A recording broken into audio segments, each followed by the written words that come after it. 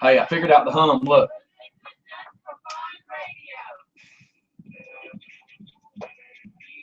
I don't know why, but when I tried to play the music back, and I think what it is because we're throwing signal from the board into the computer, but then throwing the very same signal back into the board, and it's giving me a hum.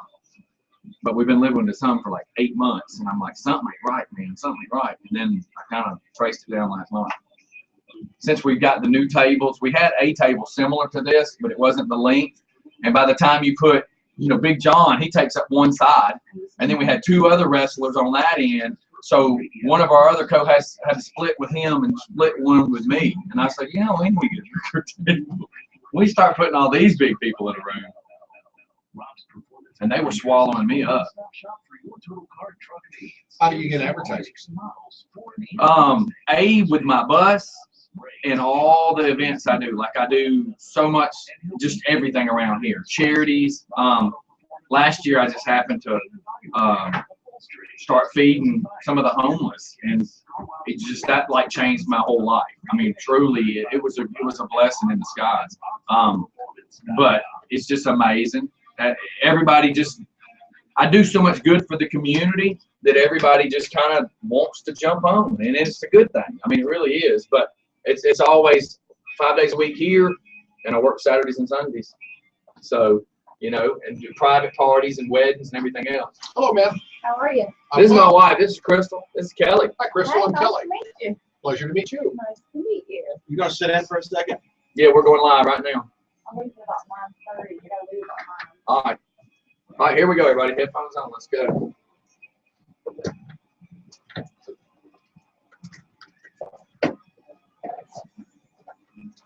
All right, everybody. We is live.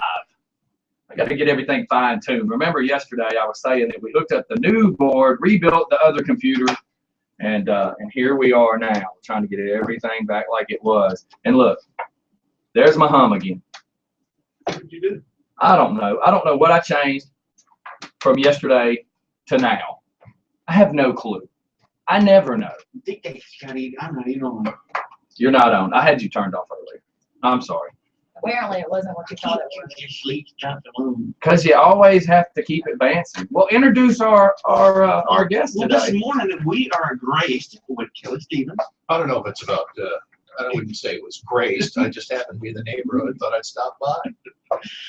Kelly Stevens was on the B98.5 morning show with Alpha for many years, actually from 99 to 2009. Actually, before that, Alpha and I got together in Seattle. Oh, wow. Like in 1980 something. Don't remember. He's good at dates. I'm not so good at dates. So we kicked together for about 20 years. Wow, that's awesome. And if I need to cut your headphones down or whatever, just let me know. No, actually louder would be good. Oh, okay. I can't hear anything anyhow. That's like, kind of the rest of Oh, it. that's so much better. You're like me. I'm deaf. Yeah, Really? we. What do you say? And let me tell you what sucks about Brian. Let me just bust you out right Nice. now. Nice. So yesterday, or let me say, last night, me and my wife trying to get the lighting for the video correct. So the whole time, the webcam's catching sound. Well, deaf Brian over here, his headphones are laying there. And I mean, anytime any music would pop by, those were so loud that you could go stand 30 feet away and listen.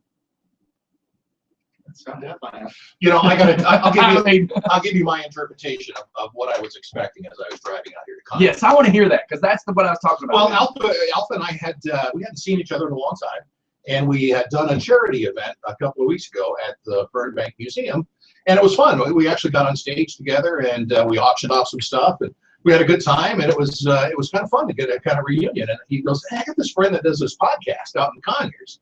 Podcast, oh my God. Is that a bad term? I just, like I said though, after I saw the videos, I'm like, God, podcasters make me look bad. Well, I didn't know what a podcast is, and quite frankly, I'm here right now, and I still don't know what it is.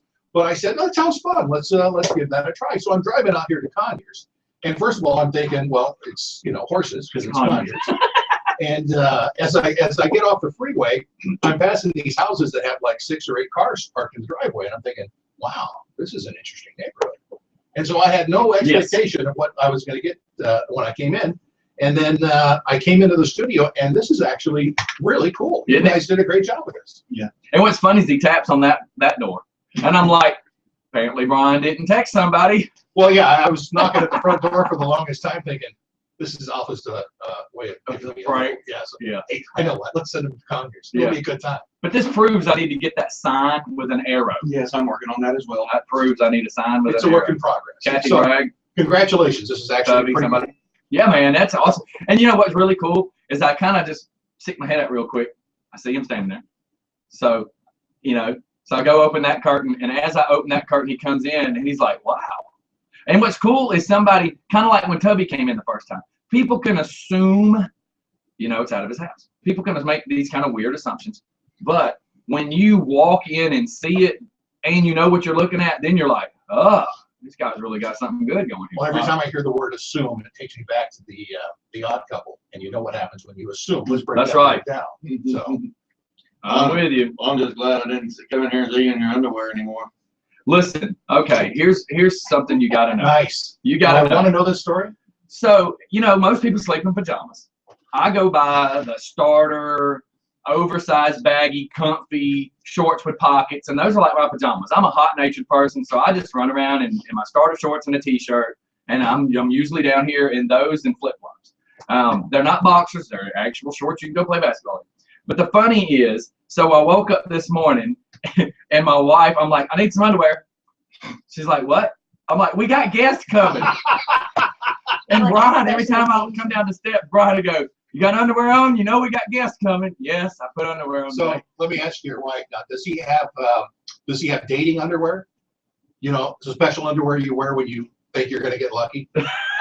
He may have had. that. Oh, here, let me get that one. Oh my God. Turn her mic on. Try that. Oh, you got to flip it on. Turn the on switch on.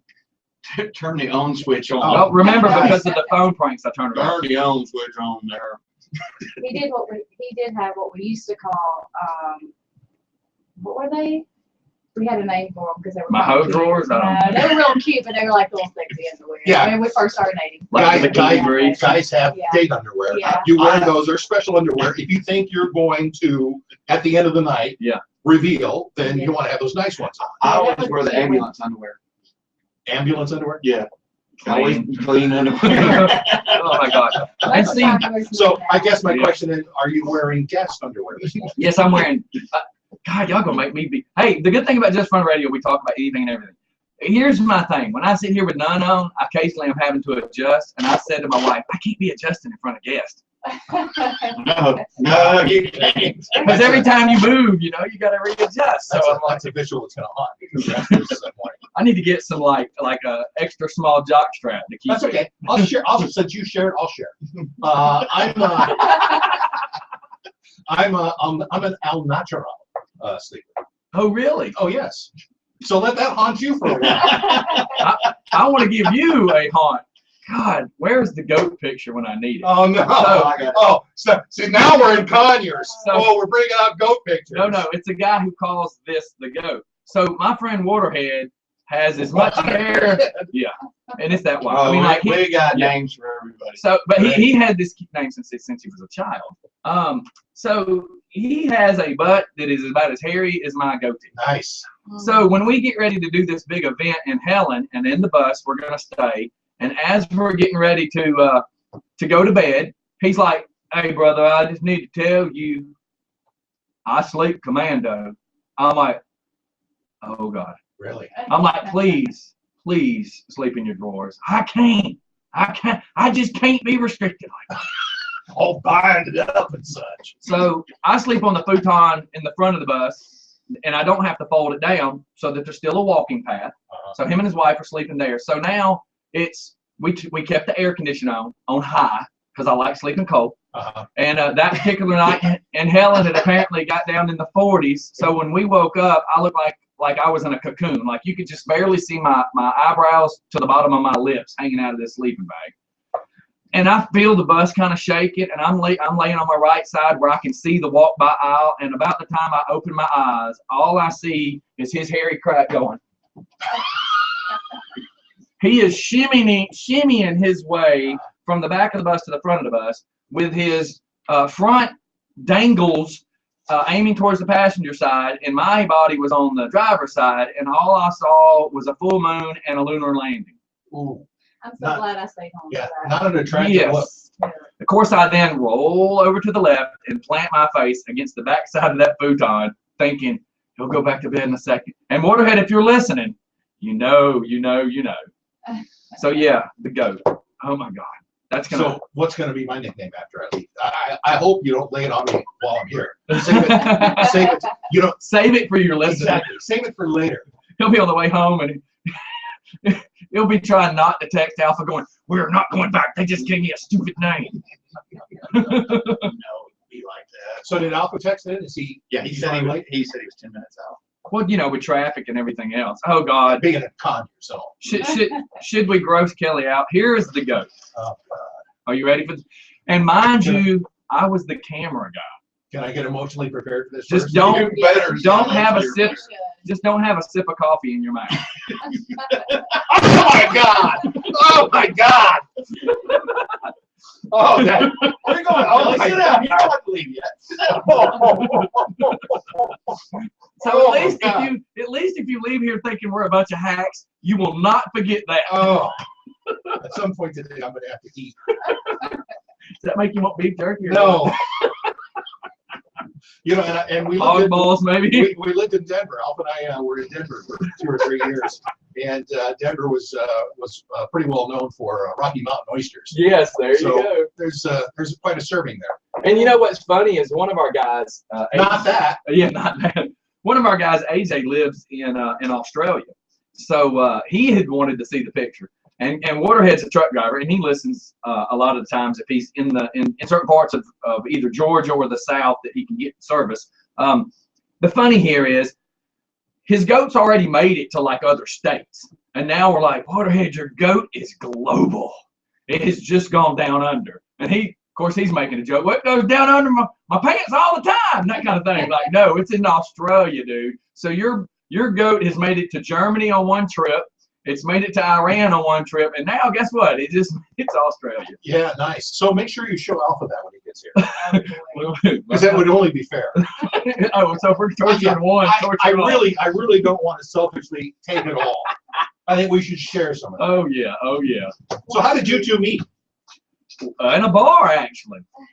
Being the DJ, I mean, you got to think you're Hey, buddy. you're standing in the booth and you're checking out hot chicks walk by all night long, and this girl comes staggering by in some tight white jeans, and I'm like, yeah, how you doing there, girlie? I And was working at so I asked the owner, I'm like, who's the hot chick in the white pants?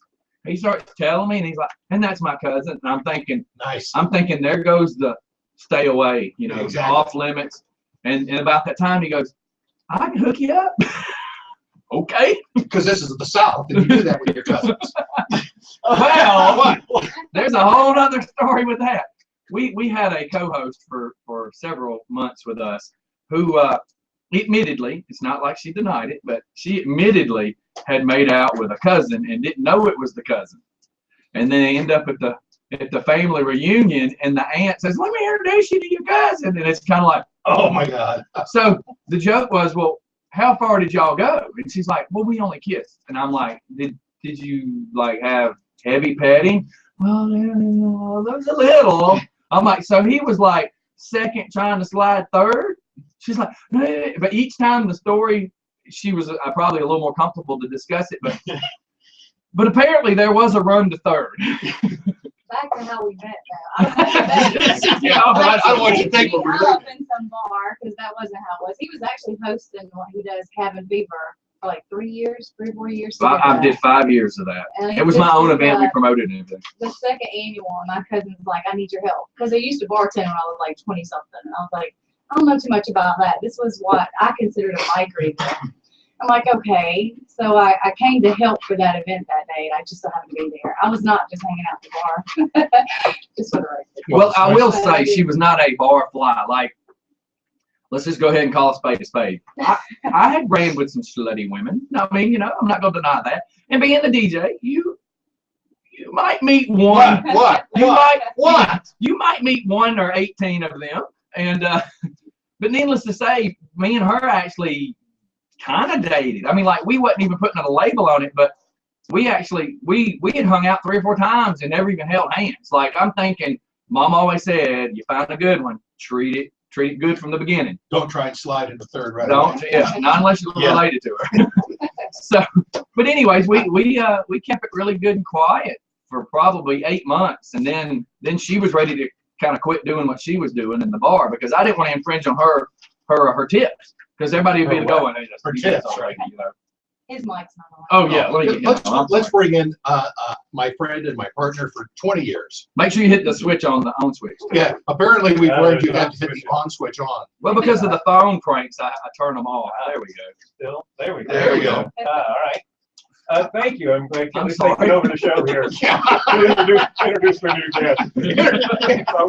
Introduce this guy. So we'd never get around to asking how Kelly and I met. It's kind of similar to the way you two Yeah, met. exactly. Really? Yeah, Cut my bar owner. I was bowling and I threw a gutter ball and hit him. And I tried to slide into third right away.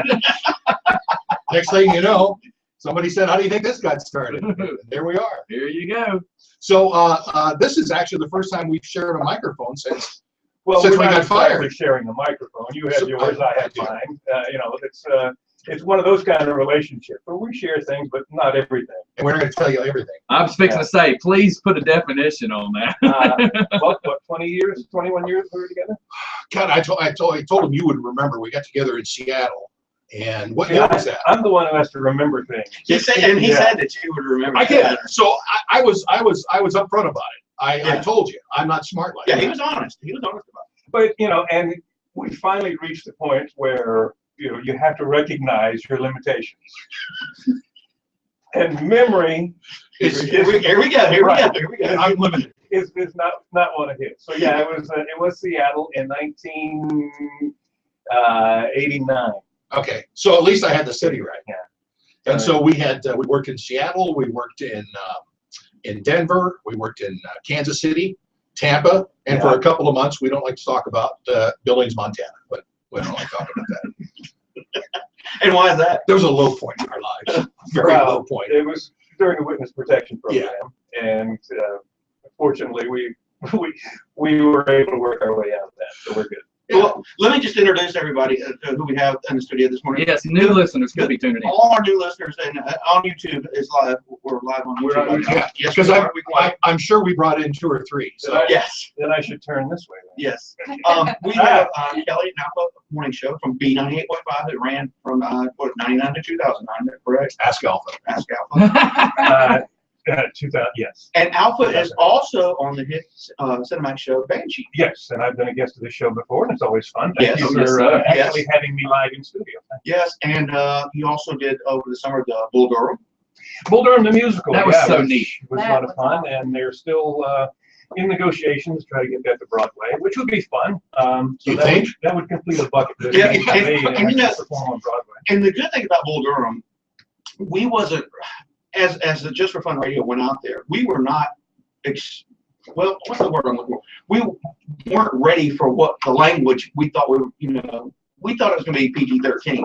We got out there and Well, we we were like, assumed. it was going to be PG. But we got out there and was like, oh my gosh, and all you see all these gray hair people out there in the crowd, and they're like, we love this. This is awesome, Well, let's not paint the picture of this being an X-rated show. No, It's not, it's it not. wasn't. But No, it was actually, it was funny. It was a good humor. Well, if you know anything about the movie itself, Nuke Lelouch was a young, phenomenal pitcher, and our Nuke in this show got down to his underwear, his whitey tighties, and was sort of spread eagle on the bed in one scene. And yes, there were some, especially some of the matinees, where the average age, I would say, would be post pre-World War One. Wow! And some of there were a bunch of ladies in the front row, and they were really digging it, having fun. I loved it. I had a good time with The that. thing we left with that It we've was kept the most is the Bermuda Triangle. We now use the Bermuda Yeah, Triangle that's in good. so many skits here. That's come up several times in our show. Well, as you know, Yes. guy can get lost in there and never come out. Yes. But how cool would that be if you actually got to play on Broadway? That would be awesome. That would be nice. Yeah, that would be a lot of fun. So yeah, so it's just got done doing that, and getting ready for the premiere of season 3 of Banshee, which will be January 9. Yeah, I know Scotty's waiting for that. Oh God, yes, I'm so waiting for that right But yeah, I love that show. I just wish there was a little more violence in that show. And nudity, and nudity. Oh my God. The problem What's her is, name? Well, she plays my granddaughter. Her name's Lily. She plays my granddaughter in the show. Yeah, I know that's kind of creepy to think about it. I'm thinking What's about your really- granddaughter. Well, I was gonna say what might really be creepy is if he looked at her and went, "Hey, oh wait a minute, that's supposed to be my grandkid." For those of you who have not seen the show, I play an Amish elder. And he does good on it. And the show has lots of boobs and guns, and they don't let me touch any of them. That's the Yeah, drawback of being Amish. But you know, because they're scared of what might go off. That's Sons of Anarchy, right? That's supposed to be Sons of Anarchy. Boobs and guns. Well, it's on Cinemax too on our show. Well, you missed the conversation we had earlier, and I do you have the picture to show of your friend, Mr. Goatman? Oh my gosh, yes. Oh yeah, I heard something about being introduced to the goats. Yeah, because if I had to suffer through that, I thought it only fair. And again, and after you see this picture, I will then have to explain to you too how how I ended up having to take this Here, let me picture. pass it. Yeah, pass that way. I'm scared if I try to walk that way, I might get knocked down. Are you ready? Alpha has nothing. Okay, your Oh my. He has nothing. your first impression was a lot more tame than mine. He's like WTH. So now, It's nothing like what I expected. yes, exactly. So let me just paint a picture of what happened, because I get, Brian jokes all the time about Scotty and his paintbrushes, because you know when it's radio, you got to give people a visual. You have to make them think of how this went. So we're doing a car show up at one of my sponsors, which is the new car wash, and you actually turn past it coming this direction. But the way it works is we were in this parking lot with our speakers aiming across one of the main roads, and my tattoo sponsor, their business aims towards us. Well, we didn't know every time somebody would go out to smoke, they're all going back in going, "Hey, Scotty and them are having that car show. Let's mess with them." So we got a friend named Andy Cagle, who is, if you think of my craziness for the listeners, Andy's me on crack. Like his craziness, I have a PG level of that I have to try to stay on. Andy doesn't know PG. There seemed to be a lot of crack in that picture. Yes. Oh, a whole lot of crack. So Andy sends a picture of him sitting on the toilet after number 2. Oh my God. Alrighty. So the camera's aiming down. That's all I'm gonna tell you about this picture. So in the middle of this car show, I'm talking on the mic and they're waving. So what do you think I do? And they're yelling and waving. I feel the vibration in my pocket. I open my phone. I'm like, "Great one there, Andy. Great one. There will be payback." And we go back to the show. So then when we get to this bar, everybody's been drinking. And as we're there, Waterhead says, "Man, I know a way to pay him back. I'm gonna send him a picture of the goat." Waterhead? Yeah, oh yeah. Well, you missed that one. Yeah. Apparently, we're all going to be assigned nicknames after No, the show. no. He had this name way before me. His head's about that wide, and as a kid, his head was as wide as his shoulders, so they called him Waterhead. And Nice. it just is what it is, and he still goes by Waterhead.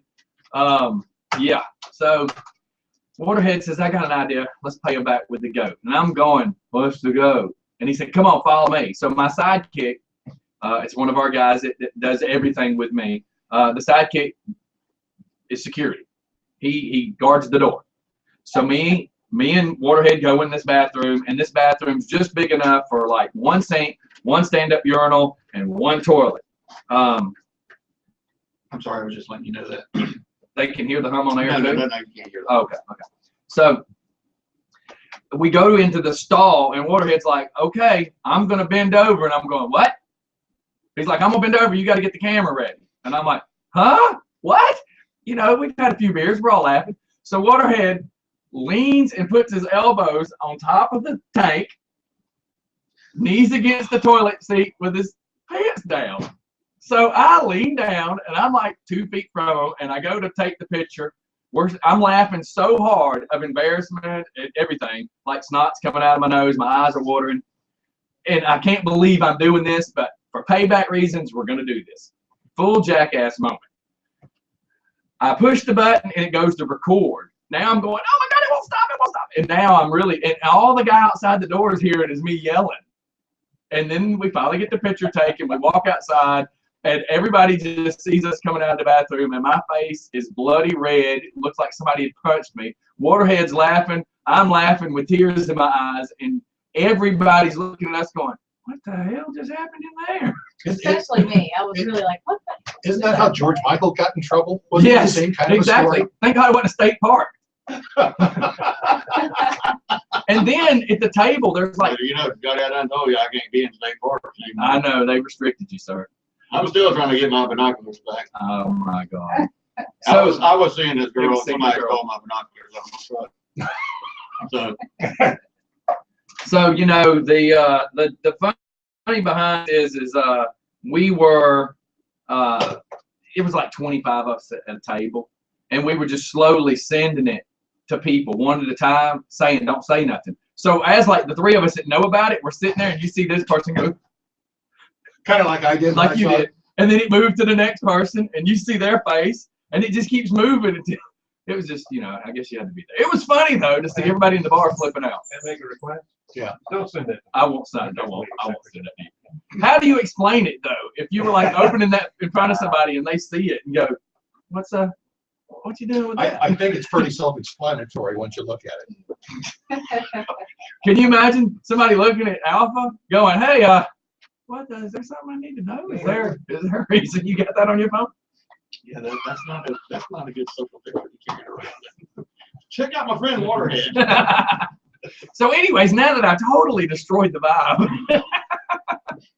I don't think you destroyed the vibe. No, I think you did. Sorry, he destroyed it. That took us to a whole nother level. So what else we got? What do y'all have going? Let's get the vibe. Let's shoot to a commercial. Real quick. Okay. Yeah, because we went over that first 20 mark. Yes. All right, everybody, we're gonna have this is a good song to play after the goat. I'm sorry, but I just thought this would be a funny song to play after the goat. We'll be right back after one of our sponsors. Listen. That little girl died. Oh yeah. The basketball player? No, the little girl Dahlia. Wow. The one that Yeah. the one that Allie dressed up as Tinkerbell. So cool. Oh yeah. How are you? Good. No, that was another 17-year-old. Yeah. That Crystal asked everybody to put as her profile because she was having surgery.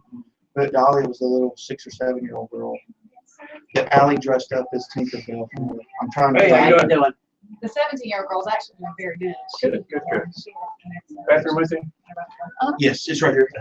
She's a trooper though. She's doing awesome. But yeah, I think where Gary posted all about. How are you, Scott? Good. Hey, Crystal. I'm curious about something. What's Y'all that? were talking about Waterhead. Okay. Tony Williams, Waterhead?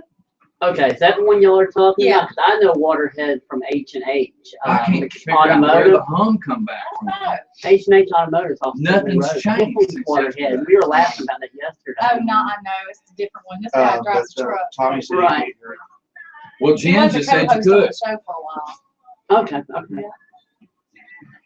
Yeah, y'all know. And the only thing I've changed is one microphone and tried to refeed the board, which I've unplugged it from yesterday. Okay. So from yesterday to today is where I did. We didn't have a hum until Wasn't recently. me. Wasn't me humming. No, I know that. I had nothing. No, we were in the studio trying to figure out the lighting and stuff. He's like, just remember now, the camera's on. Oh, you know what the hum might be? Is I got the lights dimmed down. Remember, I got I still got to split those circuits. Remember, yesterday the lights were wide open. Now the lights are down I didn't think or dimmed. those were the lights that hung.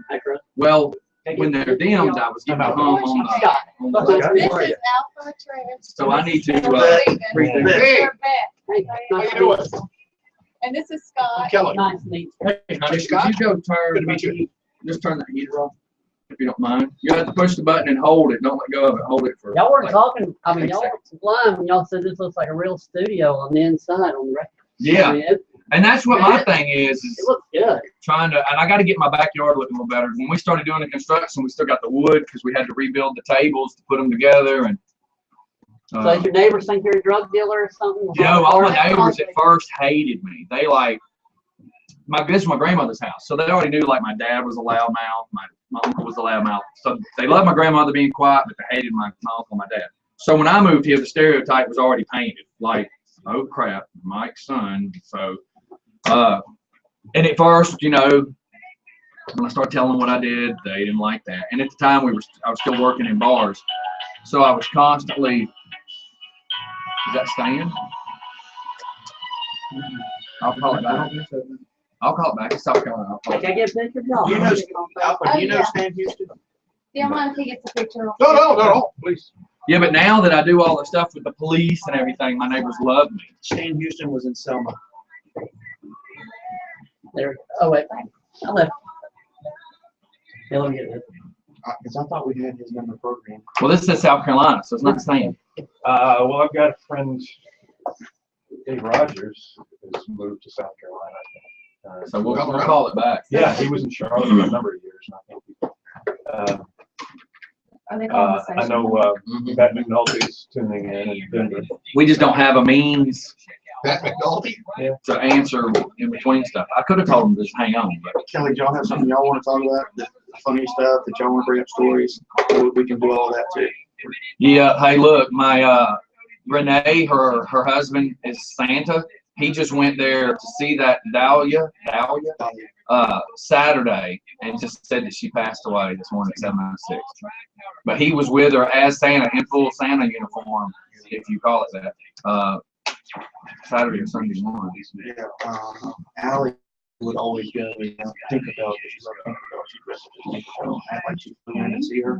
It's been the whole day. She had, She from here? yeah, Just for fun What radio.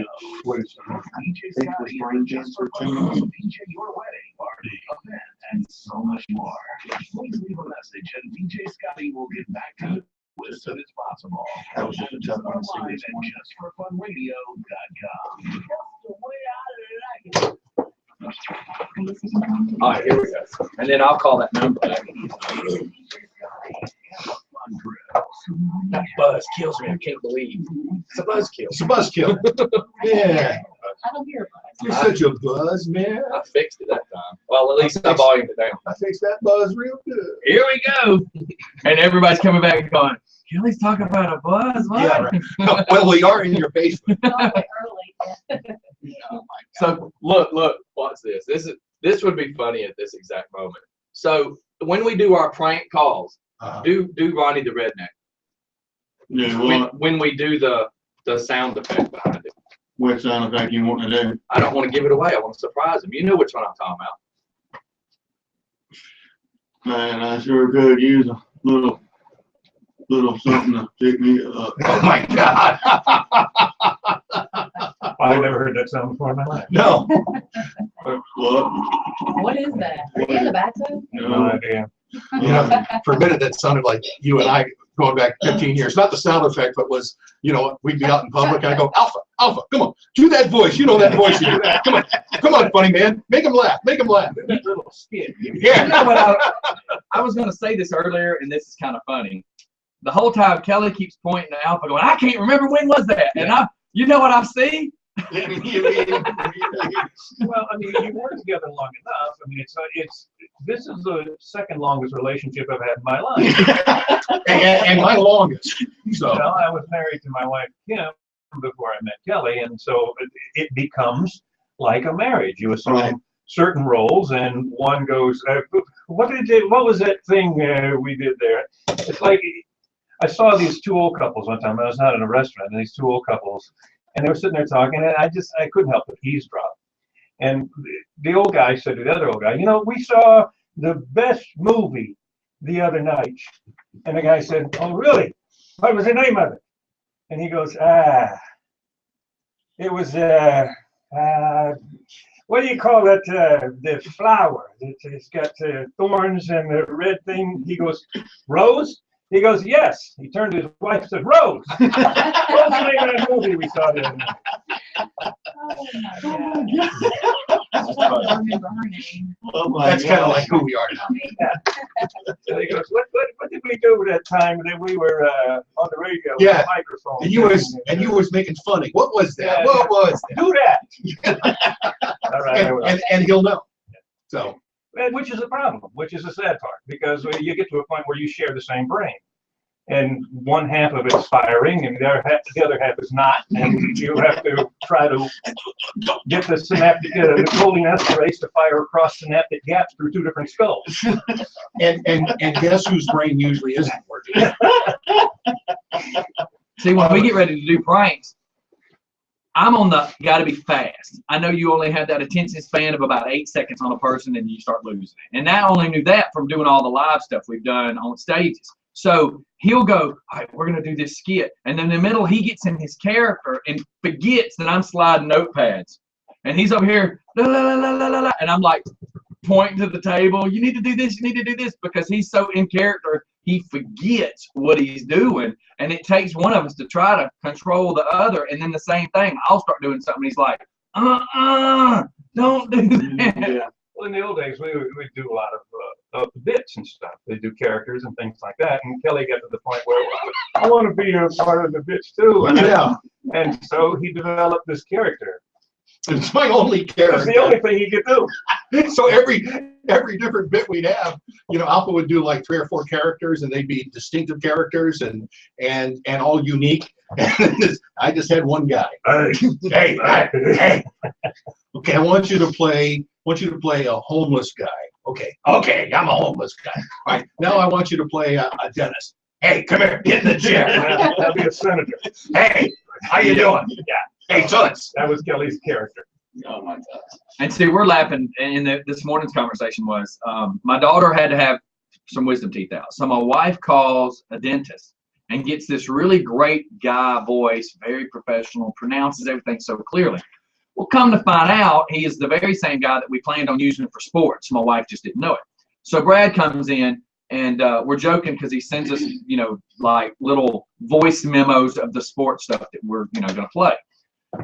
The point that I'm getting at is, as I was making a joke with him this morning, is he's so used to being very particular and speaking perfect and everything over the telephone at the dentist office. And I said, what's funny is when he's talking to us doing the weather, or not the weather, but the sports, he's not like emphasizing, like, today, man, the dogs were just kicking butt, they stomped it. And I said, you need to learn a little bit of a radio voice to put a little more energy in your thing. I said, but the problem is, what's going to happen when the two worlds collide? And somebody calls saying they need to get a wisdom tooth out. You're going to be, whoa, yeah, we got a wisdom tooth coming out, room 4, hold, please. Wow, are you there, caller? So, Brad's looking at me going, wow, that would be funny. I said, yeah, I could just see you now when you get messed up and you're running through the office and the doc says, we got 2 of the teeth out, but I believe we're going to have to wait to get the other 2. All right, we got to hold back on 2. Woo, high five. Yeah, because he does that a lot. He does his sports. That reminds me. Remember the story? I don't forgot where we were. But See? you see, Where were we? I forgot where we were. All right, Kelly, draw the picture and he'll tell you. I think we were getting our tires changed. And remember, there was a dentist Is that office. a euphemism for something? whatever you kids are calling it. I'm thinking a shoe shine. No, but there show was or a something. dentist office inside where you got your tires changed. You remember that? Oh, it was Was it like, all in one? it was at a Sears. A Sears tire store. Yeah. There was Yes. a door that went from the bay of the garage there where they changed tires, and there was a door there for a dentist. Yeah. Are you serious? I swear to God, my hand to God. It had a tire in one place. And the dentist office was abutted next to the tire And garage. it reminded me of, I don't know if you know James Gregory, and a very funny Georgia comic, been around for a long time, and it reminded me of one of his lines. You did such a good job rotating my tire. Yeah. How about doing a root canal? Yeah, I got an impacted cuspus over here. That's right. See, See, where was that though? that was in Seattle. That was in Seattle? Yeah. I'll be dang. So Rose. I can see now in 10, 15 years what me and you're going to look like, Brian. It's not a pretty I sight. see this. Yeah. And look, we're actually sitting at the right angle here. Yeah. Something's going to go wrong. I can see it now. It's like all of a sudden we got this thin glass and it's like the future us. Yeah, another thing happened in Seattle. Remember we were doing the hockey game? I don't even, it was, what's the name of the hockey team they had there? It was a AAA team, so I don't even remember. They had a hockey. You remember Seattle? Yeah. Okay. We had to introduce something. Oh yes, yes. Between periods. So where we had to go from where we were seated, we had to go down to the lower level and then around on the back side. And as we were walking around to go to where we entered up for the ice, there was a security guard who looked like typical, security guard, belly hanging Right. over his belt. Older guy, you could tell, probably doing it for $5 an hour. We were walking along at a pretty crisp rate, and we hear, "Hey, you can't go that way." And Kelly and I just looked at each other, and we looked at him and said, "Well, we got to go this way." He went, "All right, go ahead." Oh my God. So that was the security. Good job. Place Yeah. was secure. Yeah. All right, go ahead. I believe that. Now, where were we when we had the guy that wanted to dress me up like a leprechaun and chase me through the woods? That was in Tampa. That was in Tampa? Yeah. What was that guy's name? I don't know, but he always bragged about his. It was his roommates, and I think they had a very different kind of relationship. He and his roommate, Right. another guy, because his. I'd say it's different. Well, I would imagine. He would. He called us one day and he said, "Yeah, hey, it was a good weekend this weekend. Yeah, Johnny gave me a pin curl." Why do I now feel scared in this conversation? Now, some of you may not know what a pin curl is, because I remember my mom and my sister doing it years ago. Remember, did you ever have that where Yeah, they it's like do with a home bobby pin. permanents? Yeah. I know what it's So he gave me a pin curl. Okay. And that's shortly after that is when he wanted to dress Kelly up like a leprechaun and chase Chase her me through the through the woods. Oh, I get this story now. Yeah, I see where. And all of a sudden I'm thinking, oh, it's my lucky stars. And with marshmallows. Don't go touching me, Lucky Charms. See? I just see it happening. That's not even when I was little. My Oh, mom used God. to dress me up with pink curls. Yeah, but those are different lucky stars, sir. But Oh, those are different lucky charms. I'll have to show you the pictures of me when I was a girl. I mean, little boy. I'm afraid the Okay. pictures that you probably have are from yesterday. No. They were when I was a little boy. And y'all hadn't met Timmy yet. Why don't you introduce some of your alternate egos that like to pop up on the show? Well, I'm Timmy Myers. I've been on the show for about, 2 months now? About 2 months. 2 months. You were found. You were discovered. You came out of the closet. Yes, but I've been on the show about 2 months now.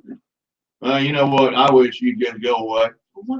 Why are you so mean? You're just a big old nasty redneck. Let me tell you something. I am not a redneck. I have a PhD in redneckinese. I know what I'm doing and know what I'm talking about. You Well, got a you know pair what? of post hole diggers? You know what? You guys you guys always arguing. You know what I said? I'm just about ready to go whack both of you guys. Because I'm so sick and tired of all you guys running your mouth. You're a bunch of movies. Is that Mike Tyson? I was going to guess Tyson. That sounds a little Mike Tyson. But if you need to throw in a list, make it Tyson. Mike Tyson. He's done it. And listen, we call him because with him being an actor, right? He practices. So one day we're on the phone, and hopefully nobody takes offense to this, but we're on the phone, and I said, Hopefully. me and my nobody- wife are standing in front of the oven, and I said, Brian, we need a black girl. And my wife just looks at me. I went, no. We need a black voice, a black girl voice on the show. And then he just starts busting out one. But we need a black girl. It's like dead silence. Crickets are chirping. And I'm like, wait a minute. Anytime you have to preference a conversation with, I hope no one takes offense to this. Yeah. Well, we've kind of come to some things here lately, like little sayings. And I always throw out that, if you have to have a backstory to something, it's never good. We've learned that because we'll go to tell somebody something and go, hold on, we need to explain. Yeah. Kind of like the goat picture. Yeah, kind of like that. Let me explain what had happened. What had happened was, I had to tell you that so I can tell you this. That's right. So my wife knows now. Anytime I have to answer something, it takes like 10 minutes to explain it. So she just calls it the Adventures of Scotty, because there's always something stupid that just happens, and there's nothing I can do about it. I don't try to stop it though. Yeah, before we go too far, I want to say, I know there's there are people listening far and wide here because we talked about it on Facebook yesterday, and our friend Pat McNulty, who is a radio legend in Denver, is listening in his studio this morning, and our old friend Dave Rogers, who terrific man. He started this foundation where he would find and return runaway children or kids who've been kidnapped, and he had quite a record, quite a history of success there. And he's listening up in, I think he's moved to South Carolina now. So. Yeah, it was amazing. He would travel anywhere in the world. If you couldn't find your child, or if you knew where your child was, if your child was part of a cult or whatever the circumstance was. I mean, he would put himself in harm's way to go get that kid. That's awesome. Yeah. He needs Great a TV story. show. I'd watch that. He's written a book, and I've got that book still sitting on my dresser at home, and I've been threatening to call him and say, Dave, what if we got a screenwriter to work on this and just turn this into a film? Great story. It's another good reason I'm with Al, because he reads, and which is good. Big words. Yeah. And Yeah, Al, and has books. since we're speaking of true story stuff, can you elaborate a little bit about Come On In, We're Dead and your character in that movie?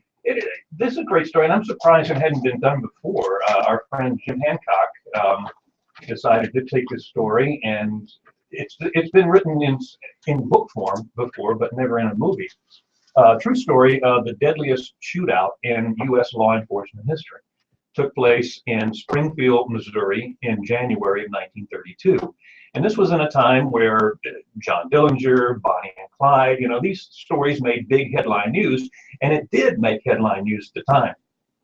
And it forever changed the way police officers surveilled suspects, because 3 law enforcement agencies, well, 2, the Sheriff's Department and the police in Springfield went out to apprehend 2 brothers at their farmhouse who had been involved in a car theft ring that went from Missouri up to the northern part of the Midwest, all the way down to Texas. Plus, they were suspected in the murder of a local marshal.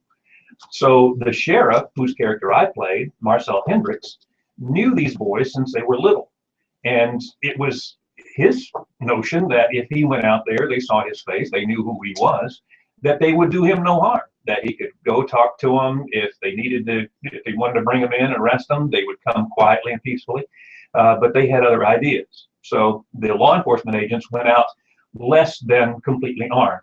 And the 2 brothers were inside the farmhouse, and they were expert marksmen and began picking these lawmen off one by one. Wound up killing 6 that day, wounding 2 others. And then they chased them. Then became a big manhunt, a nationwide manhunt. They were holed up in a hotel room down in Texas, one of these little cabin type hotels. And FBI was in on it at this point, and they went in shooting, and the boys had locked themselves in the bathroom at that point, and their mother had been in the news saying, don't give yourselves up, don't give yourselves up, go down fighting. And so the 2 brothers lay dying in the bathroom as the law enforcement agents came to the door of the hotel room, and one of them said, come on in, we're dead. And that was his last words. He died. One was already dead, and the other died, and he died in the ambulance on the way to the hospital. But that's the title of this story, and it's a great story. And so we're in the process of getting this film done, and hopefully we'll have all the funding we need and get it shot. A day like today would be the kind of day that this happened, on January 3rd in 1932. Yeah, because I know this is what set up protocol for extracting a known fugitive from a dwelling. As we know now today, we have our SWAT team, which Phil Snow was a part of, with DeKalb County. But you've got to be more careful with people now these days. Even just somebody as petty theft or a crack dealer, you don't know their mental state, what they might do. So I really love the movie, and I really hope Jim gets it going, because I believe in it wholeheartedly. It could be a great movie. I played one of the sheriffs in it. Surviving, but it is. I think Jim is bringing out the real severity and the goreness of the way these guys were shot. I mean, just as soon as you walk in the door, you're shot right in the face. Well, no, my character, the sheriff, is shot in the stomach, but the deputy takes a shotgun blast right in the face. And the way this story is told is it literally blew his face up in a flap that just laid back down on his skull, and he was feeling for his eyes as he lay there before he actually died.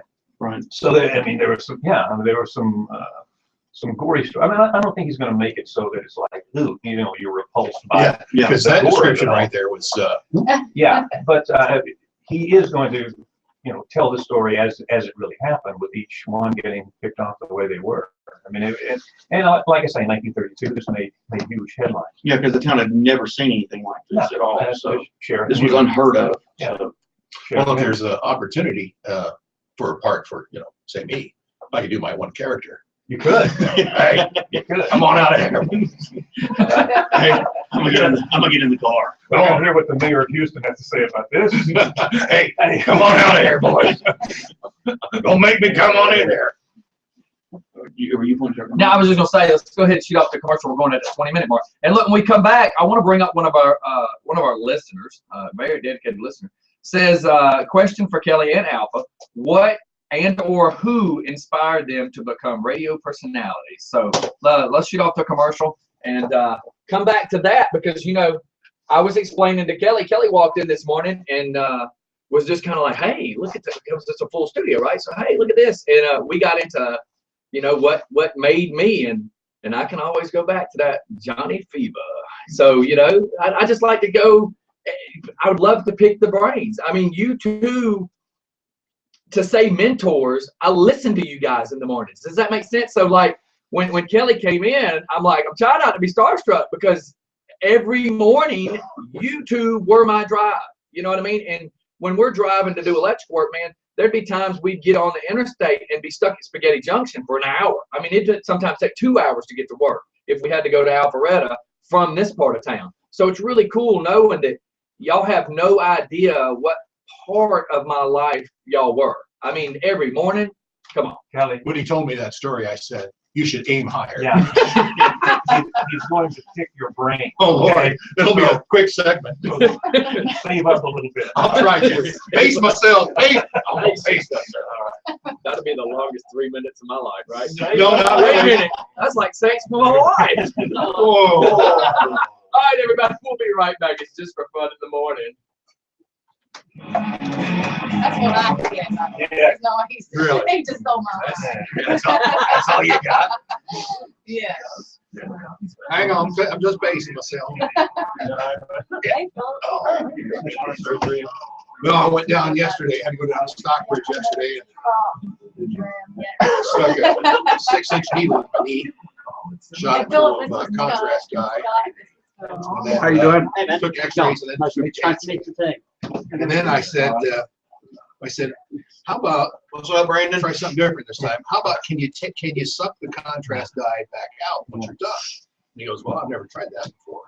I said, it makes sense rather than let it sit there and absorb in the body, which I'm going to have a allergic reaction to, because I'm allergic to the contrast. Figure it out. Break out eyes on itch. I says, can you just go back in the way you put it in?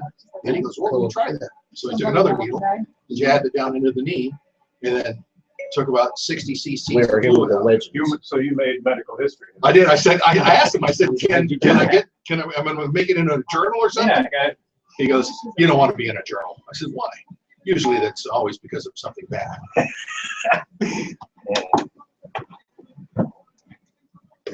Well, it's a pleasure to see you again. and you too. Yeah, I'm gonna get going. I was gonna say, what do you do? I manage the deli bakery for Kroger. Oh, Kroger. I've been at Kroger for 17 years. Yeah, there wasn't no common. Man, Bristol Tea. let me tell you, boy, having y'all in here just means the world. He's a good guy. Especially when He's you getting ready to retire. retire. He said, Whenever I can. Hey, Brian, We used to have I, Paul Smith. I had Bruce has been with us for about 12 years. He's very close. yeah. I've been to his house and all that. You hear the hump?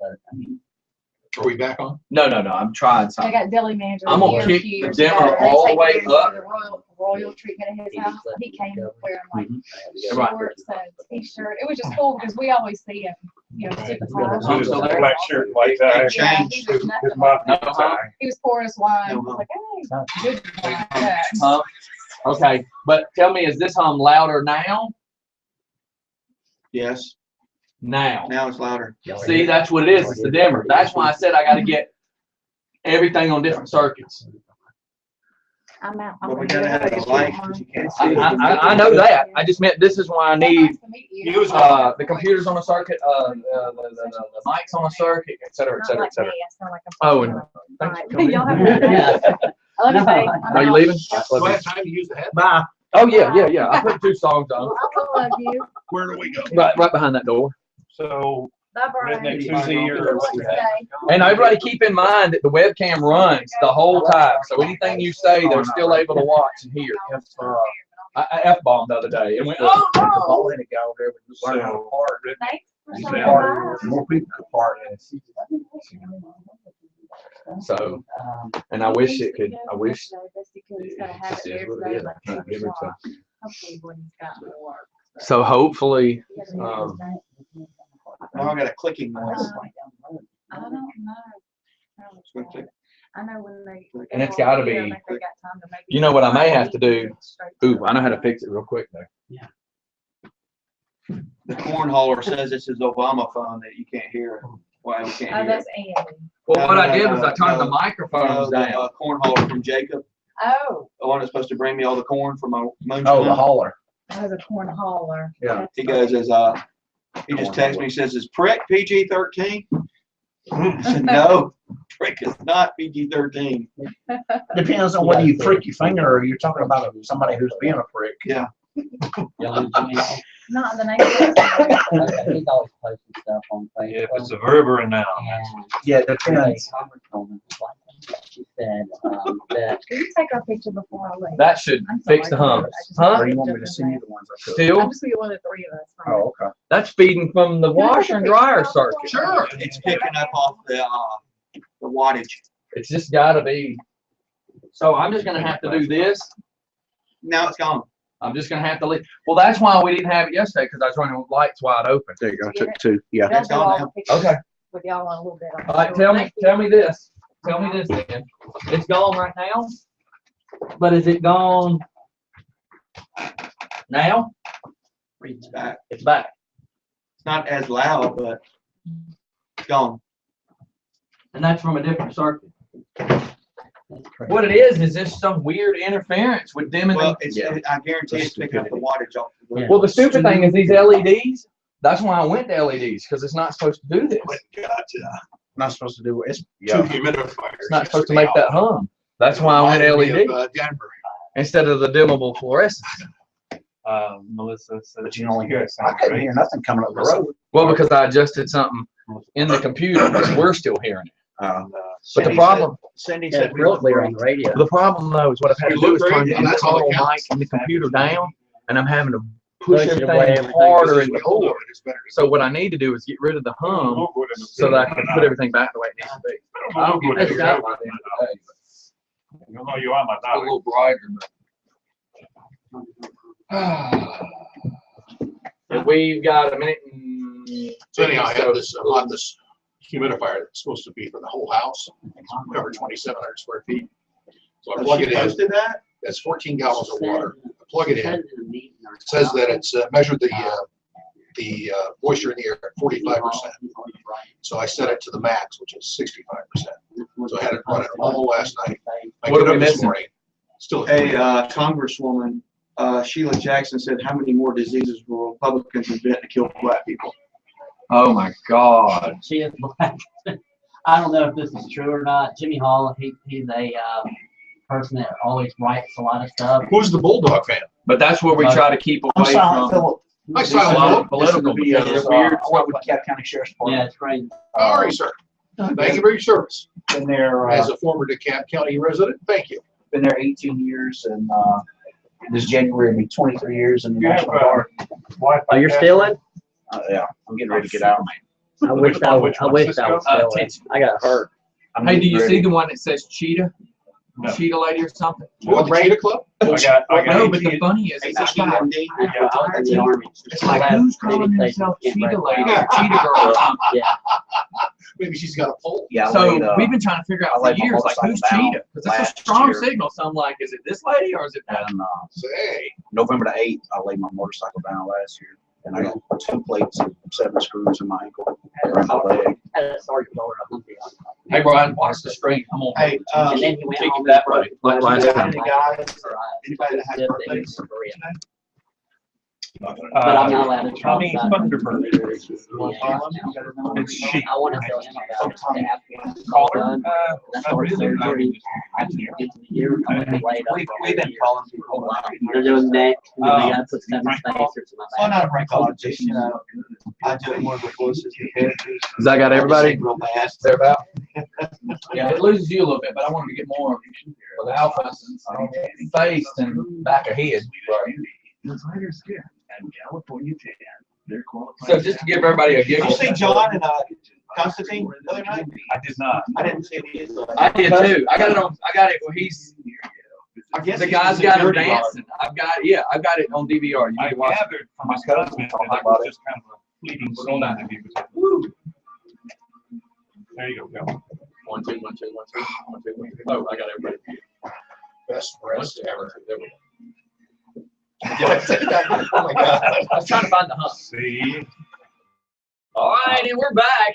And you know the cool thing about Just Fun Radio is we don't have to be proper. That's the cool thing. You know, Alpha said something the other day, it was kind of cool over the phone, is that I have created what radio was meant to be, which is freedom.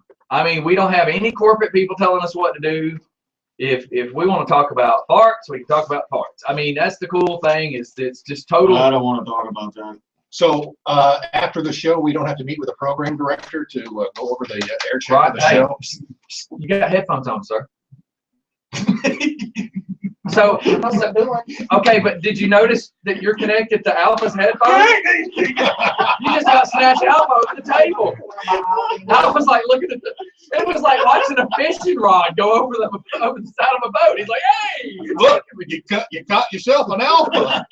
Like a bass. So that's the cool thing, is you don't have a program director. Or, as you see, for years, for 3 years, I was one stop shop like Walmart. I mean, I'm having to get the mics going, the board going, the songs going, everything. Brian comes in, who doesn't know anything about computers. Now, he can hell of a car guy, but no computers. So he'll be sitting here now, he as the producer, trying to get stuff lined up at the show to take the burden off of me while I'm doing all this. And as I'm doing stuff, he's going, you need to do this, you need. I'm like, dude, shut up. You have no clue. I'm trying to do that. Give me a minute. And it's just so funny because You need to set the timer. see, so dude, shut up. Works for you. As creative director. Yeah, he was talking to Brian. He don't talk to Ronnie like So that. it was like, you done such a good job on them wheel bearings. Yeah. that's right. Why don't you come in here and reboot my computer? Yeah. We ain't gonna do that. And it's funny because he'll go, we need to get this. And I'm like, I'm working on it. Give me a minute. That's another thing we discovered working together. When a mechanic looks under the hood at your car and goes, all hail. Yeah. Nothing Nothing good comes from that. That's exactly right. All hail. That's exactly right. And we laugh about those sort of things. I love messing with people open the hood. I'm like, oh my God, oh Jesus, oh, you got a dirty motor right here. Well, it's like the other day we did a prank on a girl about she went and had a Brazilian. And it was her birthday. So her friends wanted us to Because that's what prank you her. do on your birthday. Right. Do you have to go to the Bermuda Triangle? Yeah. Yeah, well, I'm not going to touch that one. I decided. But Brian, as in the middle of the prank, he's playing Timmy, and he says, "Well, what color wax did you use?" And this just brings it up. And she goes, "It was green," and he did that. Oh my God, you shouldn't have used that! And she freaks out. What's wrong with the green? What's wrong with the green? The green was what they were supposed to use on monkeys. Monkeys, yeah. And it's, Maybe she was as hairy as you. We don't know. No, it was water. biohazardous. Water. She goes, you're really scaring me now. But the funniest part about the joke was, she gets up in the middle of the conversation and says, I'll go look. Because we asked her. And then puts on the elevator music. And we're just literally falling out because she gets up here, look to see if there's any rash or irritation or anything like that. She goes, no rash, irritation, just the normal bumps. To me, the funniest part was, it's your birthday, let's go get a Brazilian. Yeah. Because that's how you celebrate. Well, the later that night celebration probably delegated that she needed a wax. I mean, think about these.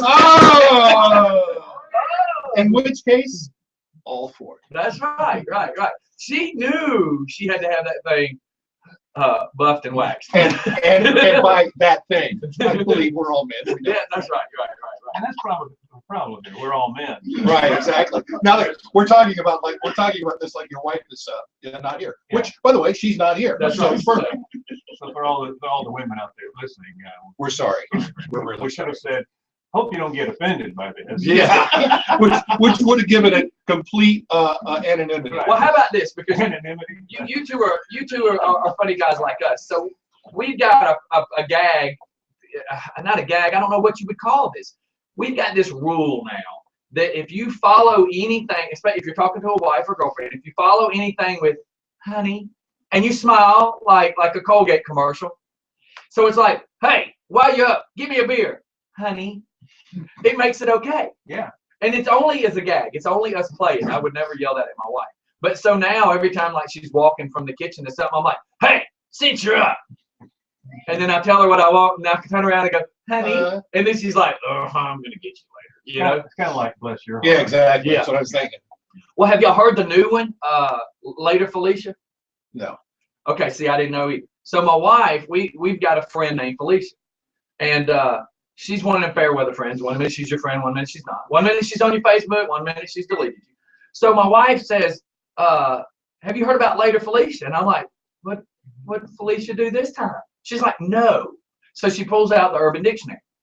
And that's on her phone. The Urban Dictionary states that the name Felicia is for a person that just does not matter, just does not count for anything. So if you're leaving a room and there's that one person that really means nothing and you don't know her name, and you're like, later, Felicia.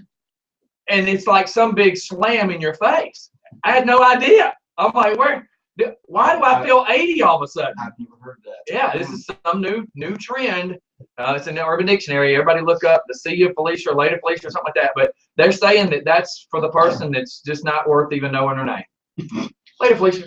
Well, I don't have an Urban Dictionary, so that would. I mean, which is surprising because you really are down. I am really down. I am so hip to today's kids. You're so fly. Thank you. And you actually have a daughter named Felicia, so No, it's Lisa. Oh, Felicia. Okay, see, at least you escaped that one. Yeah, it's pronounced like Lisa with an S on the front of it. Okay. Lisa. Yeah. I like that name. I was just waiting for you to go with it. I just had a feeling you was fixing to do one of them voices to pronounce it. And I just got a bet that Missy Clark, our friend, is listening. Hey, Miss. Missy down in St. Pete, Florida. And some other folks, if you are listening, just drop us a message on Facebook or wherever or however. And if you would like to call in, you can call in as well at 678-760-1556. Again, that number is 678-760-1556. If you want to call in and talk live with our guest this morning, Kelly and Alpha for the B98.5 show. So you're more than welcome to call in. It's justforfunradio.com/listen live. Is that it? Well, yes, I believe that is. If you just go to the .com, you can click the listen live at the right hand once you get to the page. Posting that on my page for anybody who wants to. Yeah, and you can also listen live on YouTube. So go to YouTube and just type in Just for Fun. And and the number 4. Yeah, the number 4 Fun. Radio. Radio. And it'll pull us Everything up. has to have radio behind it. Mm-hmm. And what's even funnier when I say this is we found out, now I'm 4 years old now. The 11th made 4 years. I'm waiting for you two. You two are like 12-year-olds sometimes. What just ran through your mind? This explains the diapers? I mean, anywho, we found out like 8 months ago or 6 months ago that somebody in Germany and somebody in Canada has tried to take my name. And we're just like, how funny is it? Of course, my rules, their rules don't apply the same over there. At least as far as the net goes, I own the name. But it's just so funny. So we always have to make sure we tell everybody before the radio and the .com part to find us on the net. So And look, I wanted to, before we go too much further, from the listener's question as well, what kind of got you guys started? What was your what was your thing that just like triggered you and said, man, this is what I want to do? Well, for me, I really had no other viable skills. Okay, no, it's sadly true. I really have no other skills. Sad to say. No, I was in the Coast Guard and out in Seattle, where I grew up, out in the Northwest. And actually, I was going to be a cop. That's what I wanted to do. Yeah, because that takes no skill. No skills at all. Look at him, the one cop in the room shaking his head. And you got to shoot folks. It didn't work out that way. And I was sitting on a couch at this girl's house, who was kind enough to take me in because I had no place to live. And I kept watching daytime television shows, and they're filled with ITT technical. No, I didn't watch the stories, but they're filled with all those commercials for ITT tech. And I kept seeing this commercial for Ron Bailey's. I hate to cut you off. We don't have a hold system. Just for Fun Radio. Hey, good morning. How you doing? Pretty good. Right. Hey, I guess I should say if Kelly and Alfred said Ah, is this Pat? Oh yeah, they're here. good morning, it's me. It's our friend from Denver who used to call in every morning to answer our nearly impossible question. And he contacted me the other day and said, are you going to have a nearly impossible question? And we could have one a little later if you like, guys. So that'd be all right. Oh, sure. I've written a little ditty. Oh, good. Oh. He was always great at ditties. This guy loves ditties. Okay. Is that P Diddy's? What's a ditty? Yeah. Yeah, what is it? Hey, you know what ditty rhymes with, don't you? Yes, we do, and you have those on your brain all the time. So, if you want to go ahead and share your ditty with us, Please. yeah, please I would do. like to. I haven't had I would like to share my ditty. I haven't had a Don't play with your ditty. Pee Wee Herman got thrown out of a movie for that. When Kelly and Alpha were in Denver, life was just a lot better, even though that barely rhymes. Their morning question always put me to the test as I was thinking of their news girls, Yes, Brett, it's okay. Her name was Nancy. Yeah. She was everyone's fancy, and her newscasts were exceptional. I can't rhyme that for shit. Oh, good. Okay, let's try that again. Yeah, Take two. Take two. And substitute that with sheet, like the white sheets on your bed. Yeah. Or in your case, white with brown stripes. I don't know. Her name was Nancy. She was everyone's fancy. Her newscasts were the bomb. She garnered a great bomb. Nova would add insightful tidbits, and Kelly wouldn't. But that wasn't Kelly's forte. He was magical on the board, and he was the ultimate foil, which made the show roll into the best show in town. Now, Alpha is nailing it as a bearded elder on Banshee, and Kelly is killing it as a voiceover fancy. It's a darn shame the radio shot itself in the foot. Your wisdom and comedy were always astute. Since you're doing a podcast where the FCC does not fit, I can finally say tatas and the ultimate.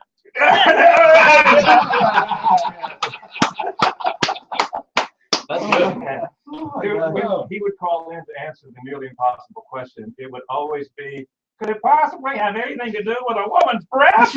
Yeah. And see, we can get away with stuff. There's certain words we get away with damn and hell. We try to substitute with sheet, ace hole, fire, trucking crazy. But Brian does get mad when I say meat curtains. Oh my God. I hate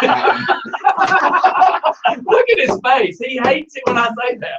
I hate that. What you can say Hey, that. guys, What's a I'll meat let you curtain? go. You guys Okay, have thanks. Pat, you're awesome. See you, man. Pat. See you, Rob. Thank you. So Kelly's asking the question. No, I don't want to ask the question again. Let me pull up a picture. No, don't show me another picture. What is that? I don't know. You moved, isn't it? Who knows? Kelly, you So look, can't unring that bell. yeah, pal. Really? look, we're gonna, and I won't say the words again. Let's just,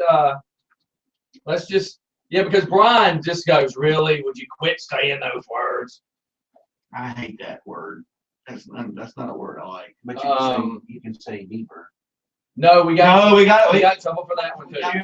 But In relation to the road, and the ruin, Beaver Ruin Road. Yeah, they were running. Oh. well, the thing is we have sponsors and they do have guests, and hopefully we're at 919 and we don't have that problem yet.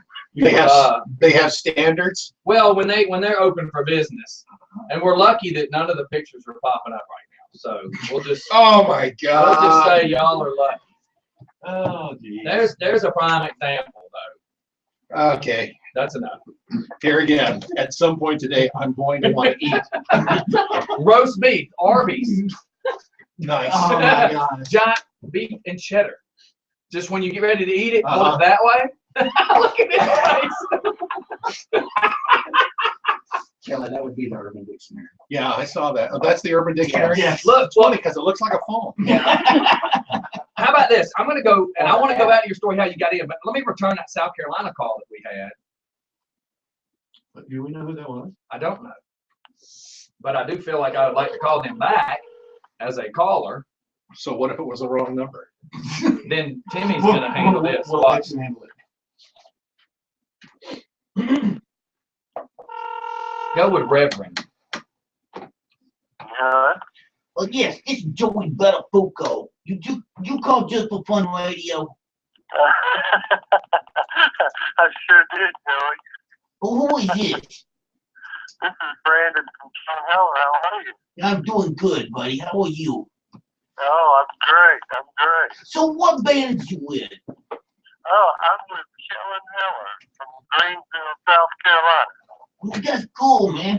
So what are some of your songs you play there, buddy? You know, we do our own music, all original stuff.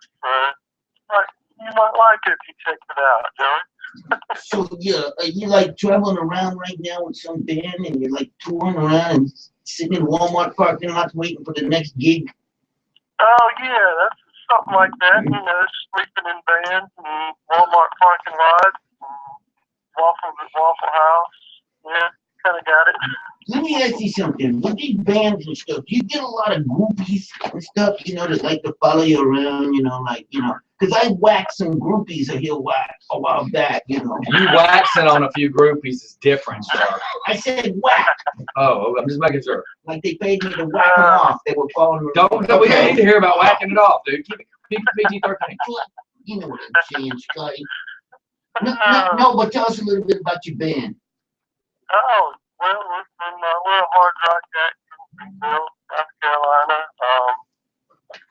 We're currently on tour, supporting our first EP, and back in the single Never Lived and So Deserving, and, just traveling the country, trying to make as many fans as we can. Well, that's cool, Brandon. Hey, can you do me a favor? Of course, Joey, anything. Can I call you right back? I got somebody I gotta go whack real quick. I just got the papers in and I gotta whack them, but I'll call you right back. Is that Hey, cool? man, go take care of business. All All right, man. Well, thanks for calling in. And hang on to our number so any other day or whatever you can shout in as well. Oh, it sounds great, man. All right. Thank you. Thanks, man. All right. Have a good day. Bye. All right. So back to your story. We don't Where have was the I? luxury of having somebody answering the phone for us. And usually, like Alpha learned, is when you call, you get straight in most of the time. So you were saying, so you're sitting on the girl's couch, you're watching daytime TV. Yeah, and I saw a commercial for Ron Bailey's School of Broadcasting, kept seeing it, and I thought, well, shoot, I got no other skills, again, because I don't. And next thing you know, All I'm it taking a takes to tour. drink, paint is drink. That's all it You was. were overqualified to be a painter. I probably was. White pants. And so next thing you know, I started my career. That is so cool, though. And again, I was explaining to Kelly, I'm dyslexic. So as a kid, I wanted to do it. It just wasn't in my cards. Like, he yells at me every day for dialing the wrong number. Every day I dial the wrong number. And that's just, The sad part of that is, it tells you the minimum amount of skills you have to do to be successful in radio. Exactly. Wait a minute, I didn't think about it like that. He just made you sound even worse. That's his job. But you were professional at it. I'm a hack. I'm barely making it over here. As Jay Leno once said, talent is not a prerequisite prerequisite for success in Hollywood. And maybe it's true in radio as well.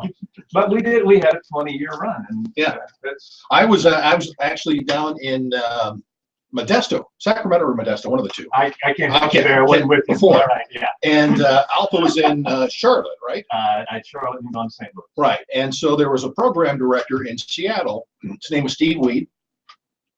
And Steve Weed had this really crazy idea of putting the two of us together. He was looking for a morning show up at Magic 108 in Seattle, which was an AC station in Seattle. And so Alpha and I had never met before.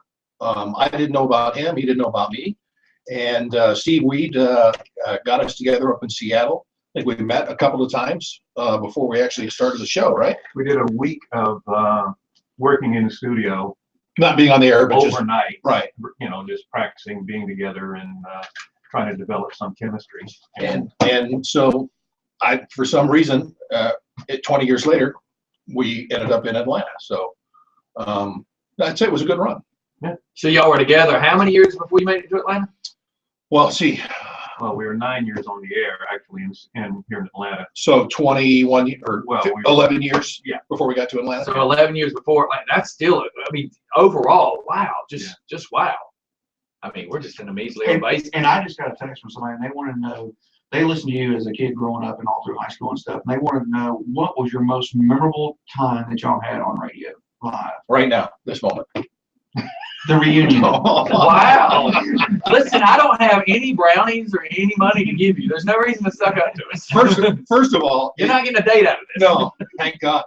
First of all, let me just tell you how old it makes you feel when you hear somebody go, you know, I used to listen to you when you were in high school. Yeah. Oh yeah. And you know, there's a cute little girl named Kelsey Lee.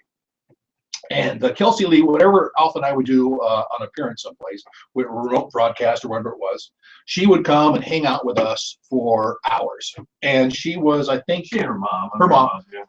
She was maybe 5 or 6 at the time, and so she did that for the entire time we were on the air together in Atlanta. She's now in college down in St. Petersburg, and she still keeps in touch. And so that's just so sweet that people, you know, that you had this relationship with that grew up listening to you, and we consider friends. So it's heartfelt. I think one of the most memorable times we had on the air that was in Tampa. There was this guy traveling around the country who would tell you what your past life was. He'd talk to you for a little bit, and he'd say, in a former life, you were this and you were that. And I was on a thing called Radio Star at the time, where you communicate with other morning shows around the country, and they had posted something. A couple of them had posted something about having this guy, and he was so great, and he told me that I was a barnstorming pilot, and my partner trod the boards, which means it was an actor in the old days. And so I saw a couple of guys, morning shows, who posted the same thing. And so we arranged to have the guy on the air, got him on live, because he was going to be in Tampa setting up to charge people money to come in and him tell them what their past lives were. And so we made a deal with the listeners. I said, before we get this guy on the air, if he says that one of us was a barnstorming pilot and the other trod the boards, we're going to take the first call, and that caller is to say, you're a fraud. And so we got him on the air, and he talked about, oh yeah, I can see past lives. I can tell by personalities what people used to be. And he says, Kelly, I can tell that you were once a barnstorming pilot. Uh-oh. And Alpha, you once trod the boards. You were a famous actor. Okay, good. Let's go to the phones. It's Kelly and Alpha show. You are a fraud.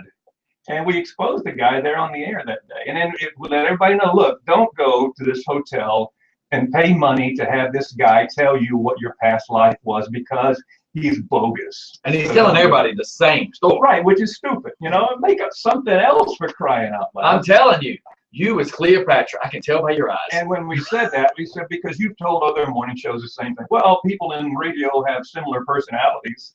Yes, and you have no ideas. So, thanks. So, I think that was a memorable.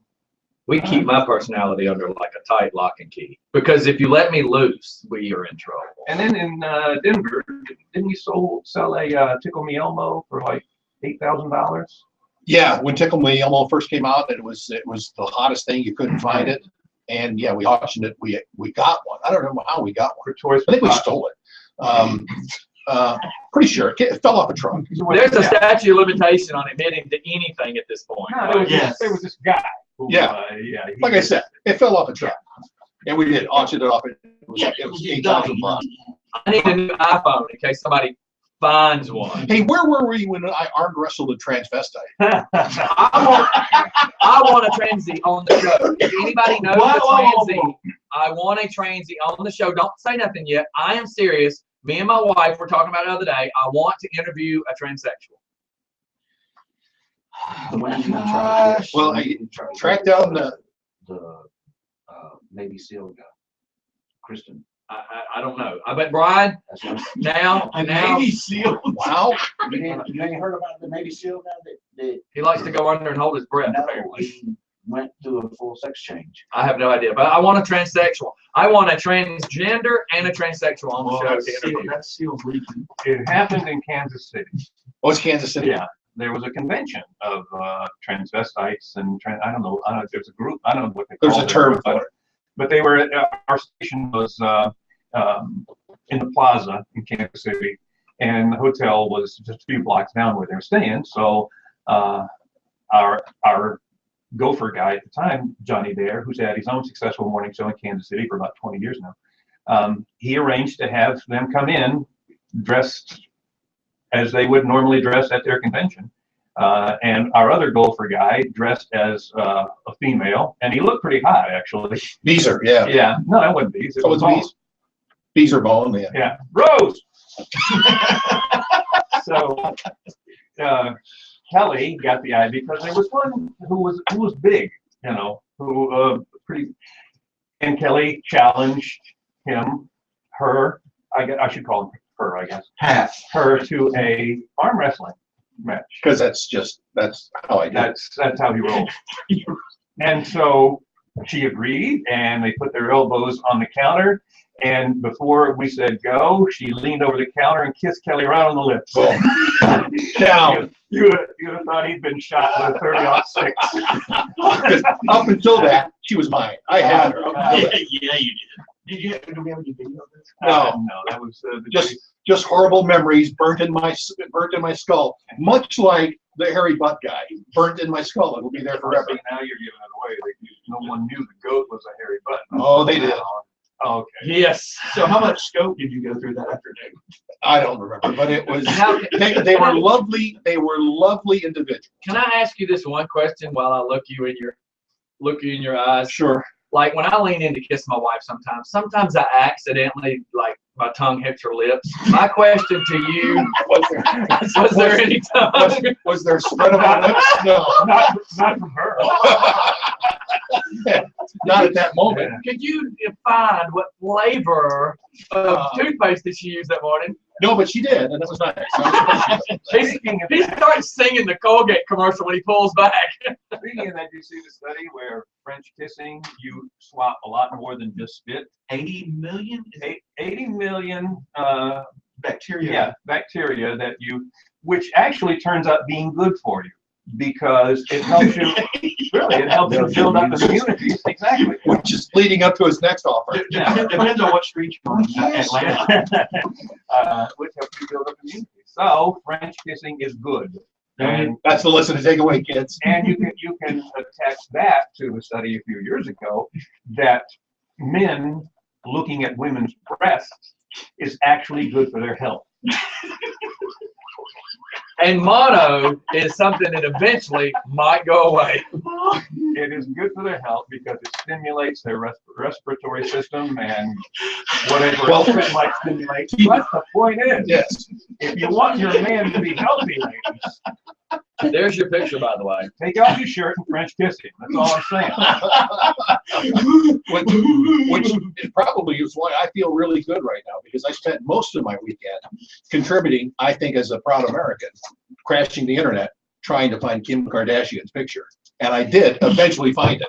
Were you disappointed? No. Oh, my God. I'm not into the butt thing. I don't get that whole butt thing. But, man, let me just say. My problem is the real picture versus the fake picture. Like when you Right. see the real picture, to me, the real picture is actually a little more hot than the fake one. Do we have Sir Mix-a-Lot? Do you have that in your? Oh yes, Yeah. baby got back. Oh, and then there's the new one, Anaconda. Yeah. Oh, and that reminds me of another thing we did. Remember in was this in I Kansas say City? Anaconda, and he's like, hey, Yeah. that reminds me. I got sprung. No, speaking of Sir Mix-a-Lot, in Kansas City, we did this bit where that song had come out. It was huge. Well, we had 20 years and 20 days because it was the 20th anniversary of the station. So during the 20-day period, each day we played music from the progressive years. We started out 73, 72, 73, and went up to 82, something like that. 92.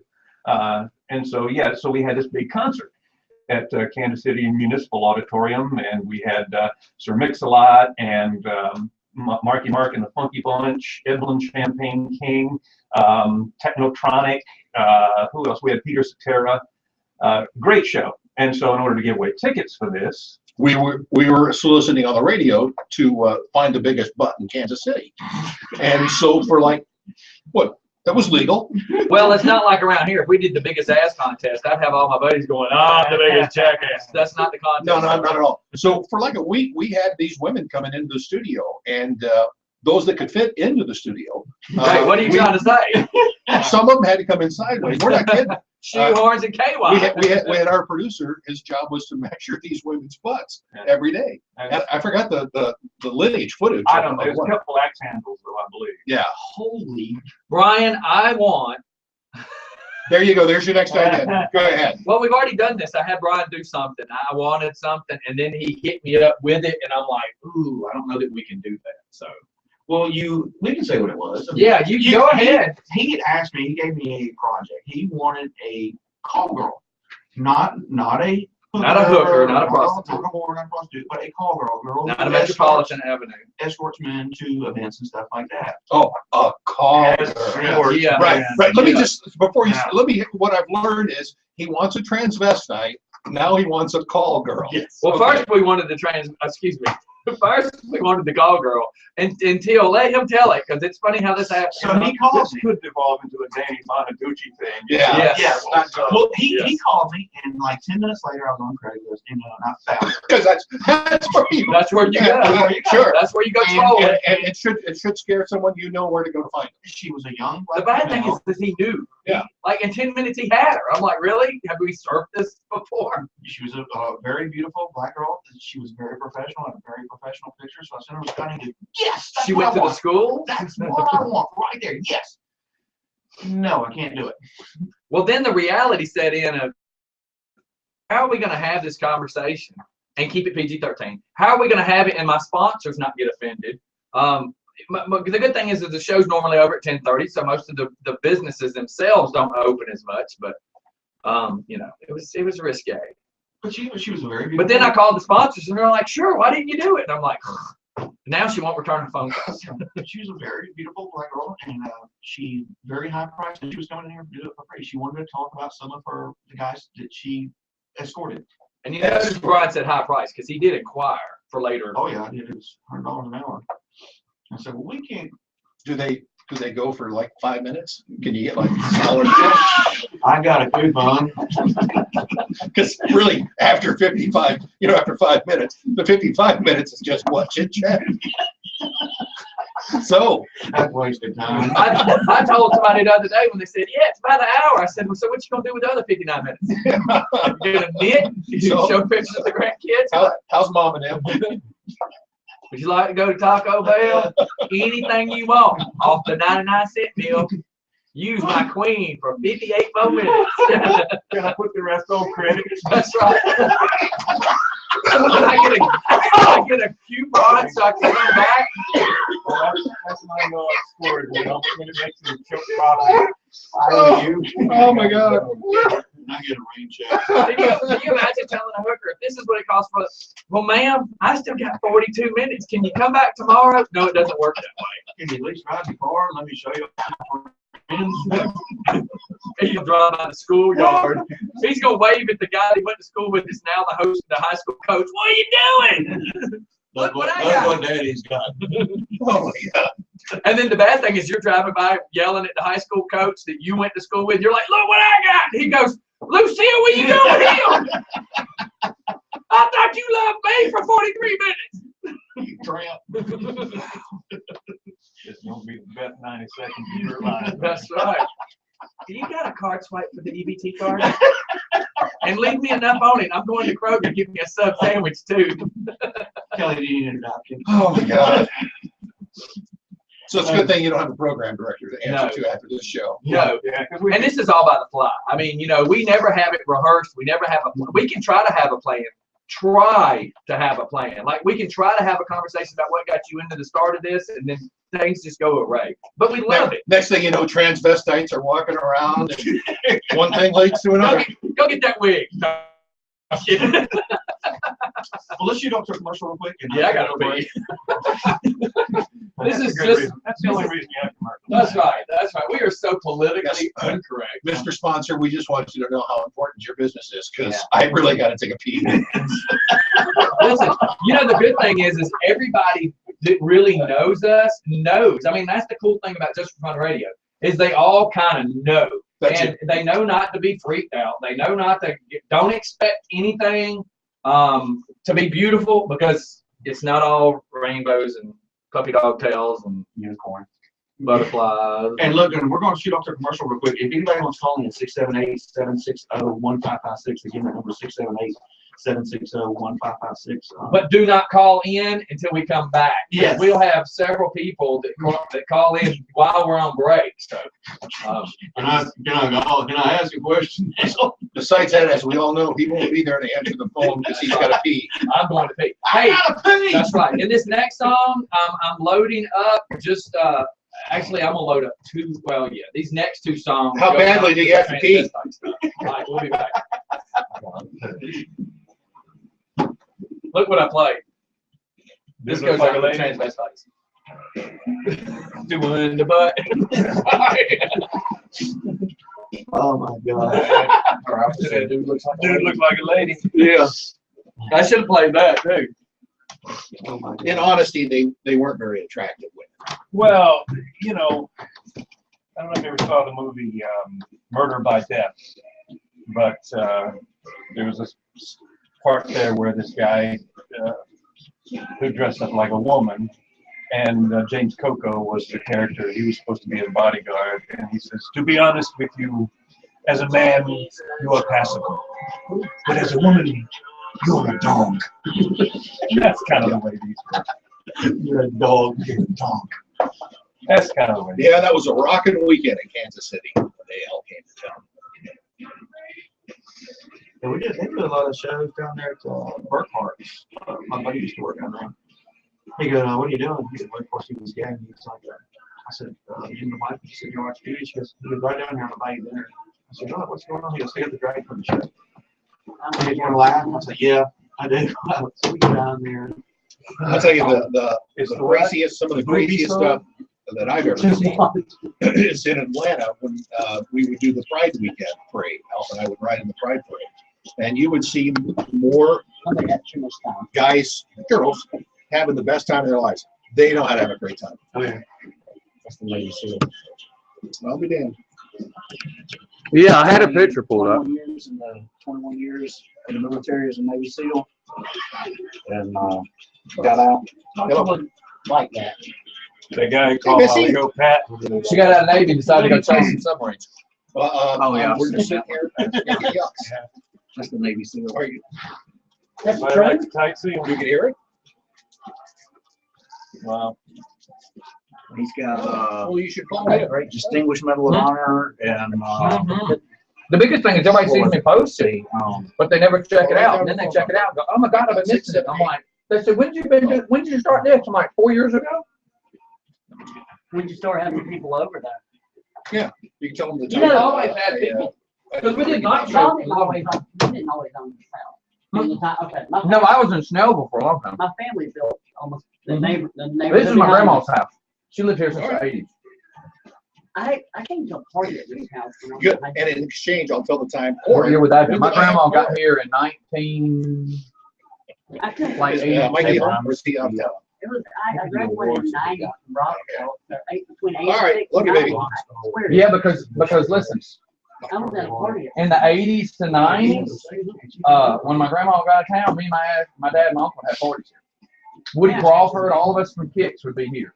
Yeah. I right when I walked in here, I was like, I remember this. One of the parties that we had here, my dad actually sat there at the end of the party and was having a stroke. So we had to run everybody out of the party and take my dad to the hospital. Purple Heart Defense Meritorious Service Medal. Some host you are, making everybody go home just because your dad had a My grandma had Really? my grandma had timeshare at Big Canoe. So her and my grandfather would leave for the week, and Dad's like, "Woohoo, we're having a party!" And my dad was worse than any of us.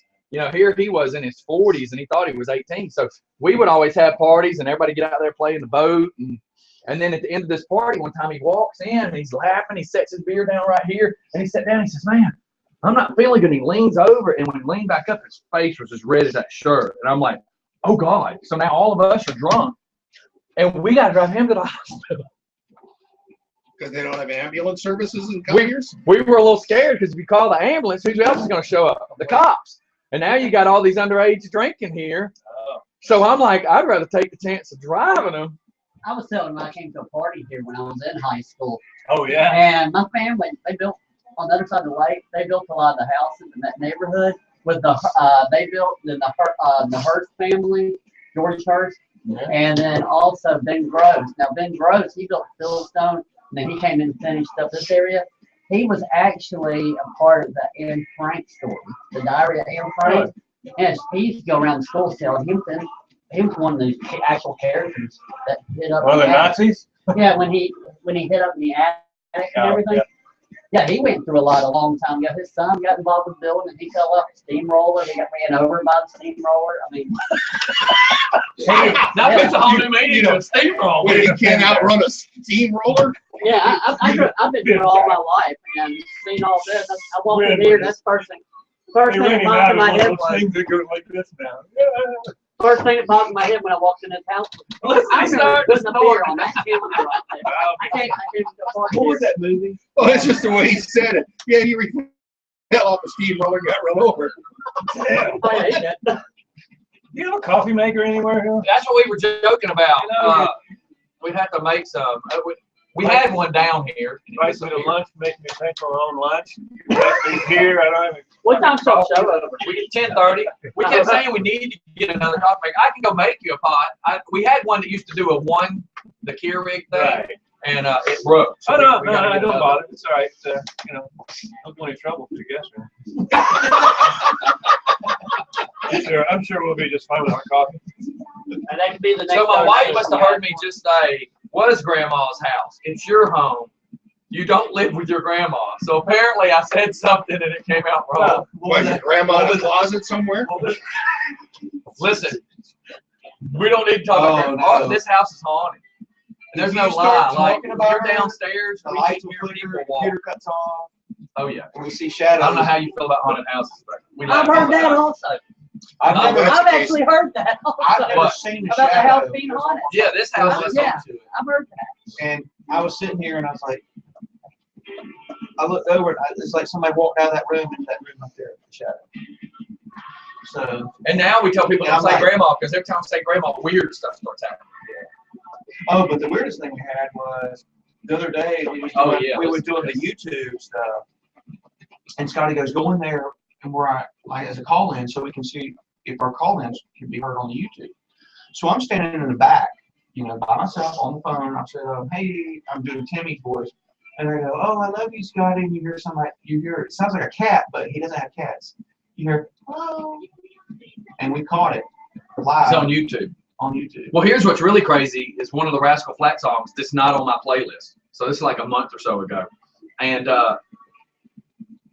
again, the song does not play. I don't have it on this playlist. So we're sitting here talking, and we were talking about the stuff with Discovery and all the things we want to do. And I was wanting to move out of here and go get a building. And out of nowhere, the app on my phone's sitting there, and we start hearing music playing.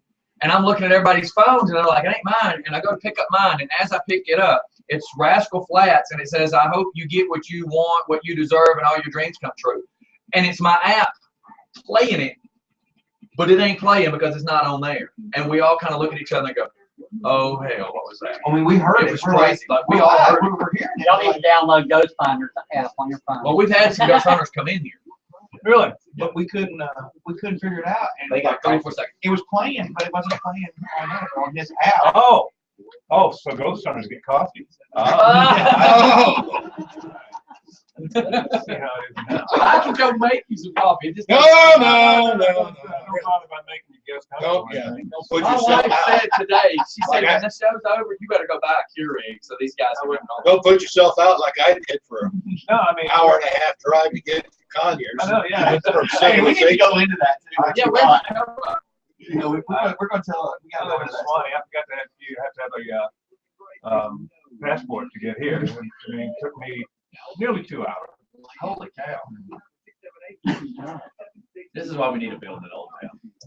Yeah, Of course, that would have made it any shorter. they didn't have coffee. All right, we're coming back. And if I you're got watching YouTube, you're getting to see all the behind the scenes stuff. Like we always tell people, a lot of people like to see the behind the scenes that you don't hear on the radio show. So I'm getting put under the bus a little bit because I don't have a coffee maker. You know, most people, you come in to do somebody's show and, you know, they say, what can we get you some water, some coffee, Danish a perhaps. transvestite, you know, that sort of thing. Yes. And we can't even, Brian, take care of I mean, I brought my own, but it's empty. And so, that. And Brian didn't get any donuts or water. What? You're falling Well, down. I was running behind this morning, and I wanted to make sure. I was Hey, here when did you know they were coming? this morning? No, don't lie. No, I knew last week. Right, you knew they were coming last week, and, Yeah. and you're running late this morning. You know, but I'm just saying. squeezing in a run to the donut shop, it's just hard to do when you got 4 days to plan for it. So, I mean, it's okay. It's okay. I mean, we understand, you know, how guests are treated on the show, and it's we won't take it personally. Not at all. Well, actually, Donna usually brings. Oh, sure. Oh, Throw the wife who's not here under the bus. No, that's her other cousin. That's Dammit Donna.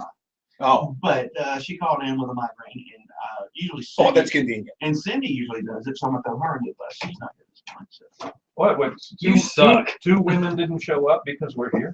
I don't get it. Is So Kelly's reputation proceeding? They were scared y'all's sexual draw was going to attack them, I right? heard about the restraining order. I understand. My Guatemalan. Oh my God. I think we need to dig up a birthday. That's what we need to do. Let's dig up a birthday. You mean dig up like somebody's dead, or? No, I just meant let's just create a birthday. My friend Tommy Funderburg is having a birthday. She's a brilliant actress. She? Yeah, her name is Tommy T-O-M-I. She hot? He's not going to answer that live. Is she a transvestite? She's a lovely woman who's very talented and smart. Oh, so See, not my league. see, I No, did a, I've always told Kelly. See, Kelly always shot for women who were out of his league, and I told him what he needed to do was lower his standards a little bit like they do. and go for someone who just lowered hers. That's right. I never listened. That's why I'm still a lonely man. Okay, so I was going to say there's a lot of nights of lonely Cheetos, couches, and Bing bang PBR beer. All right, let's catch this. All right.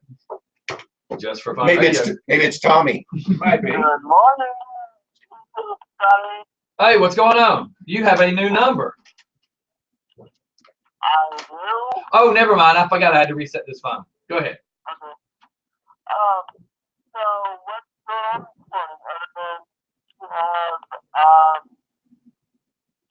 morning? Get closer to the phone because we're barely hearing you. Oh, hold on. You and that dang phone. Put the bottle down. He got a new phone and he's having a hard time talking on it. Drew? Can you hear me now? Yes. A little bit better, yes, sir. Yeah, let me turn the volume up. Hold on. No, we You don't need to turn your can't turn volume your up. volume up. That just makes it where you can hear yourself or the caller. Hey. You turn the volume up. It's not gonna make us hear you. Drew.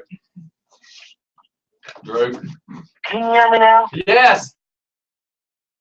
A whole lot better. Hello? You should be a spokesperson for Verizon. Hey. Did we? Yeah. Okay. What? Well, I wasn't sure what happened to you. What's going on?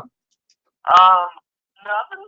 I just wanted to say hi to your guest this morning and wish you good luck on the big endeavor Well, thank you, sir.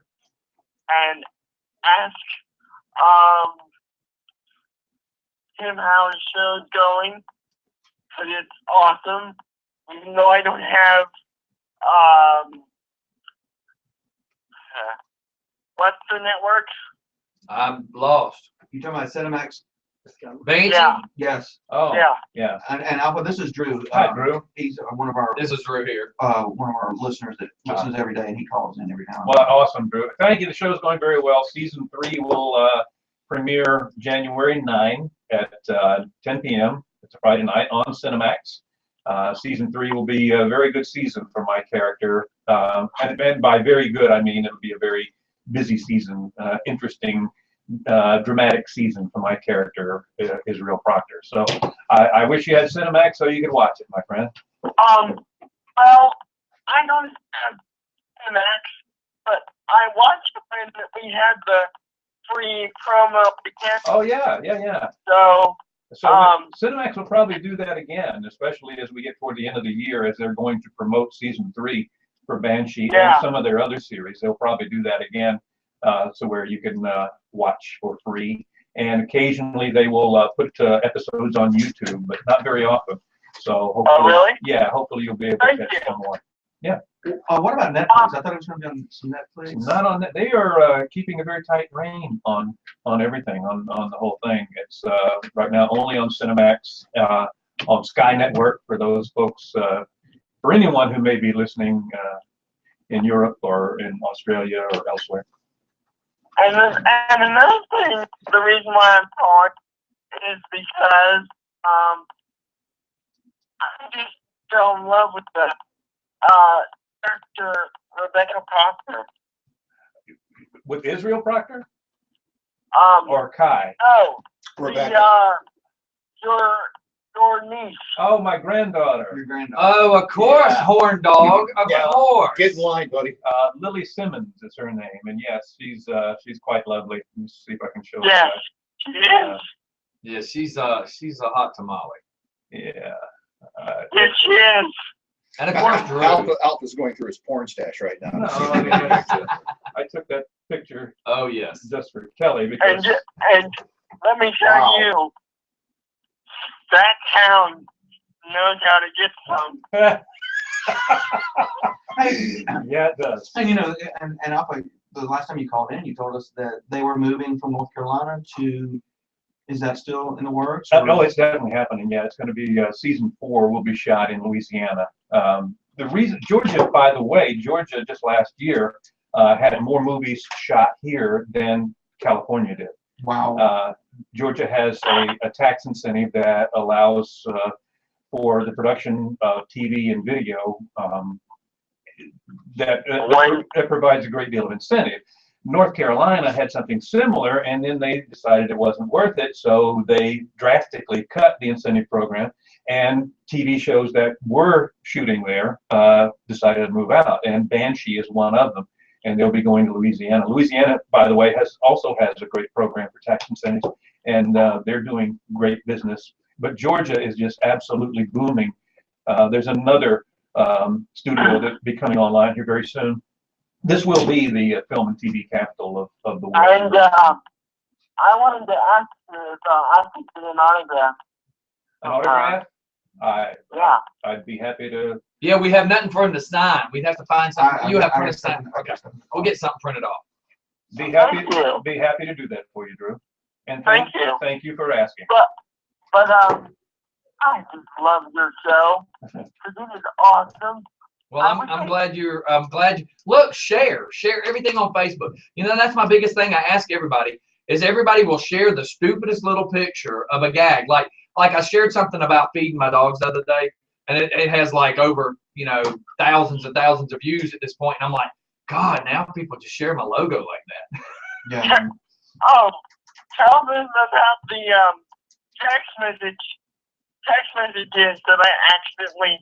I will. I'll go do that. Let me let you go though and clear up this line for our next call, and I'll go to that and tell them about that text message. Okay. All right, man. Bye, You Drew. guys have See you, buddy. a fun day. You too, All right. buddy. Peace Bye. out, guys. All right, bye.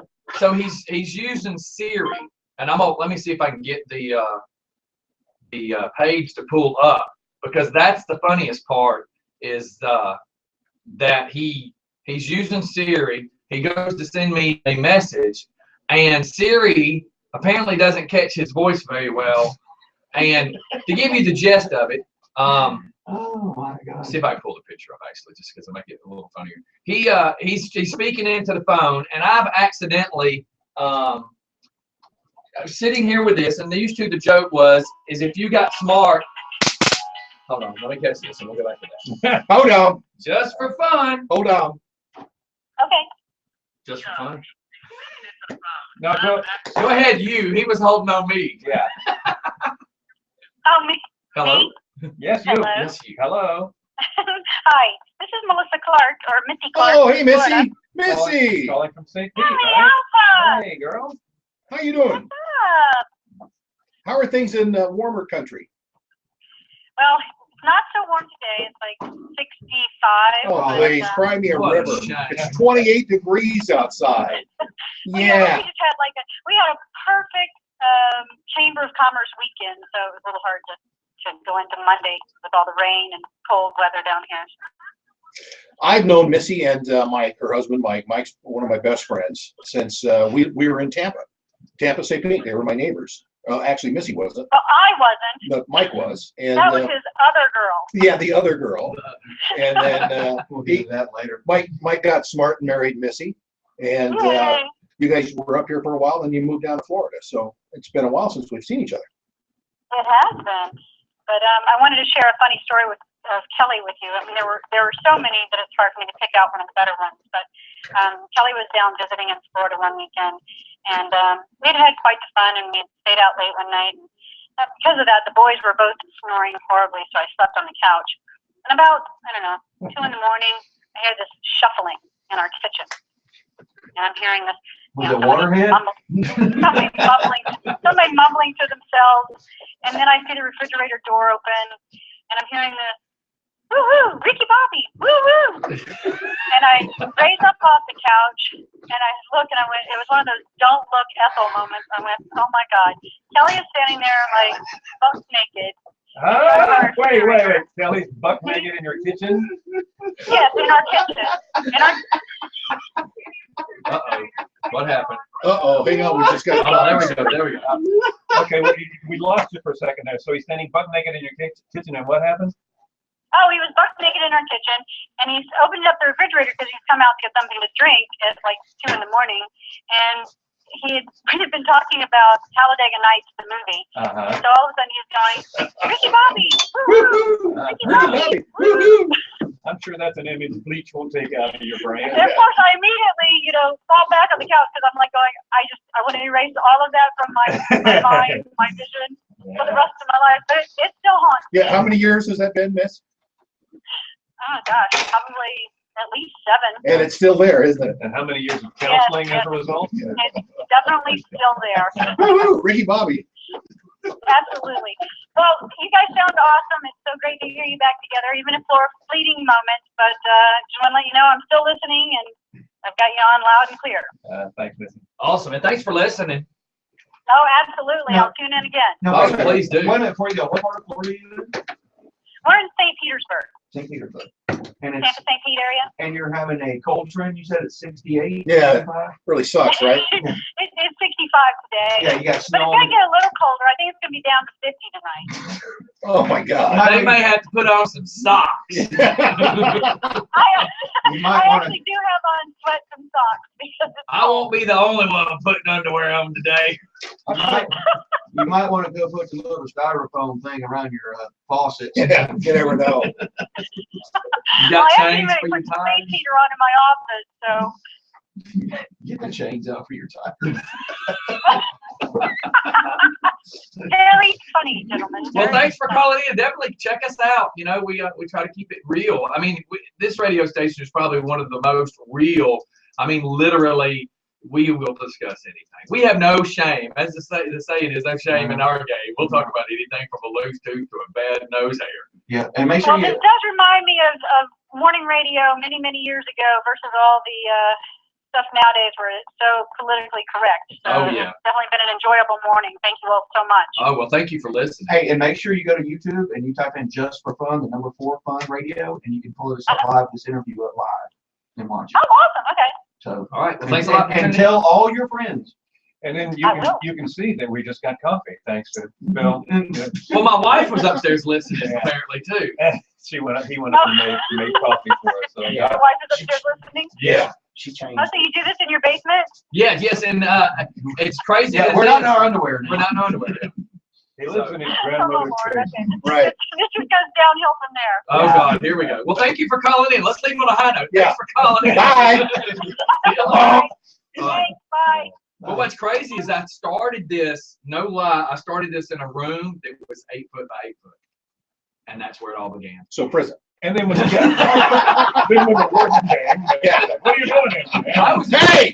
I was Hey! talking to myself back then. What are you doing? Time for a shakedown. That's contraband. But no, literally, I was in a sped bedroom of the old house I lived in, and my setup was an old piece of crap Walmart desk that's like this wide, and I had the tube screen, video monitors. Yeah. Remember the guest had to sit in your lap? Put it this way, I didn't have air conditioning in this house. So I'm not lying. The computer that's now running our video has been rebuilt 3 times, but I'm not lying when I say this. It would get so hot. We'd have a fan in the window. It would get so hot in that room, the computer would shut itself off. So people then would like text message us and we're like, give it like 10 minutes and the computer will cool down and we'll turn it back on. We'll be right back after this cools Go off. take you a pee break. The radio's cooling off. So yeah, it's just funny how it all started. And we were we exploited the fact that FCC does not regulate us. But when we were doing Richard Pryor-ish stuff, we're doing night shows, the problem is you couldn't be played in a tanning salon or the fire station or the police station. So we had to control it. Reputable. Yeah. Yeah. We had to roll it up a little bit and not let our tongues hang out nearly as much. And the fun thing about it is it's not scripted. It's whatever comes out in our head or on Facebook here that we bring to life. I think that's pretty evident. Yeah. So, but, and the thing about it, Funniest thing you said all day. Thank you.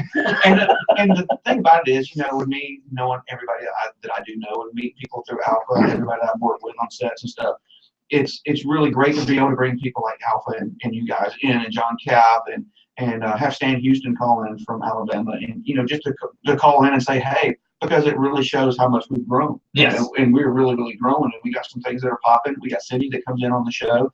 She sits in with us on which I hope now is going to be Tuesday and Fridays. So we're really growing as a radio station, and I hope we continue to grow. So. Well, like right now, matter of fact, Nick, the owner / operator of the new car wash, is actually listening in. And that's the thing is, we wanted to be able to be played in more places. Like when we did our night shows, we were the risque, so to speak. And everybody loved us and laughed because it was like a comedy show every night. But the problem is we found that not necessarily, I don't want to make vulgar sound as vulgar as it is, but the vulgarity, dropping the F-bomb, even though people were laughing, people find it funnier when you insinuate the word without saying the word.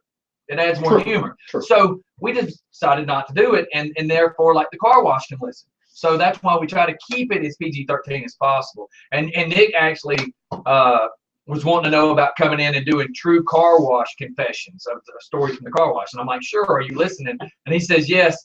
He makes the comment about, so would the adult toy story, I'm changing the word, adult toy story be too much? And I said, yes, it would have to be called personal massaging device. So we just, I am just trying to picture word substitutes. how at the car wash How do you think?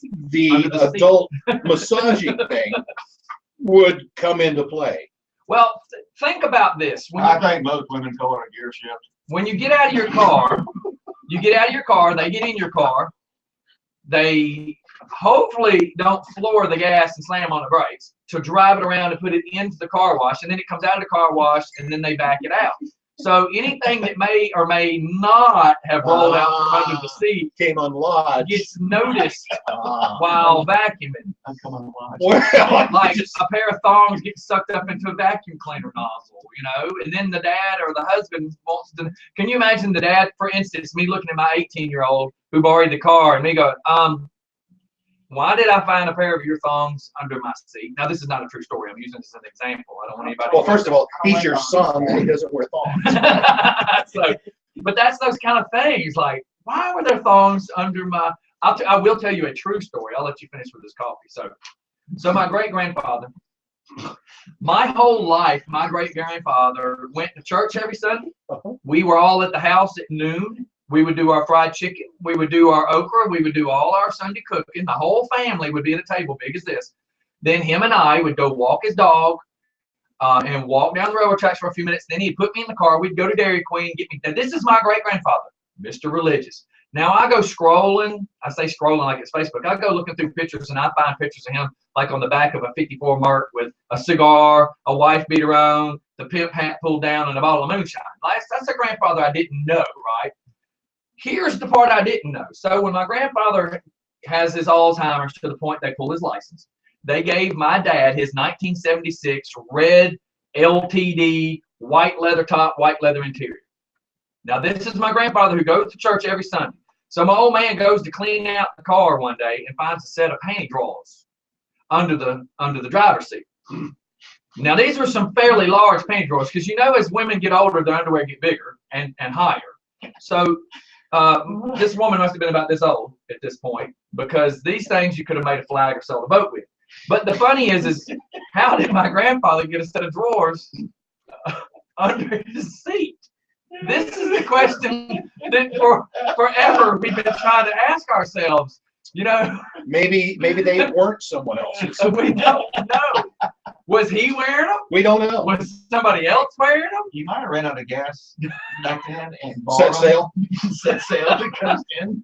So Because he was driving a boat. here's this grandfather that we think is Mr. Religious, and there's some panty drawers under the seat. So you know. I just like the way you say panty drawers. It just sounds good. slang, Or- man, slang. How many times have you been in Victoria's Secret? Please. And the salesperson comes over and smiles and says to you, "Get those off your head." I'm not allowed at North Point anymore. Well, I find that the ones my wife wear, I've been accused of some Pirates of the Caribbean stuff in my living room because they are just enough to cover one eye. And I'll be running through there going, "Ah!" And she's like, "Did you get those off your head again?" I'm like, "They're just big enough to cover one eye." Been to the Bermuda Triangle, I see. That's right. That's right. Look at Brian's face. and the bad thing, you know, I have this vision. I'm looking at Brian because I don't know if I can look at them too. Panty drawers and spaghetti noodles. Either one of them stick to the wall, they're done. Oh my God.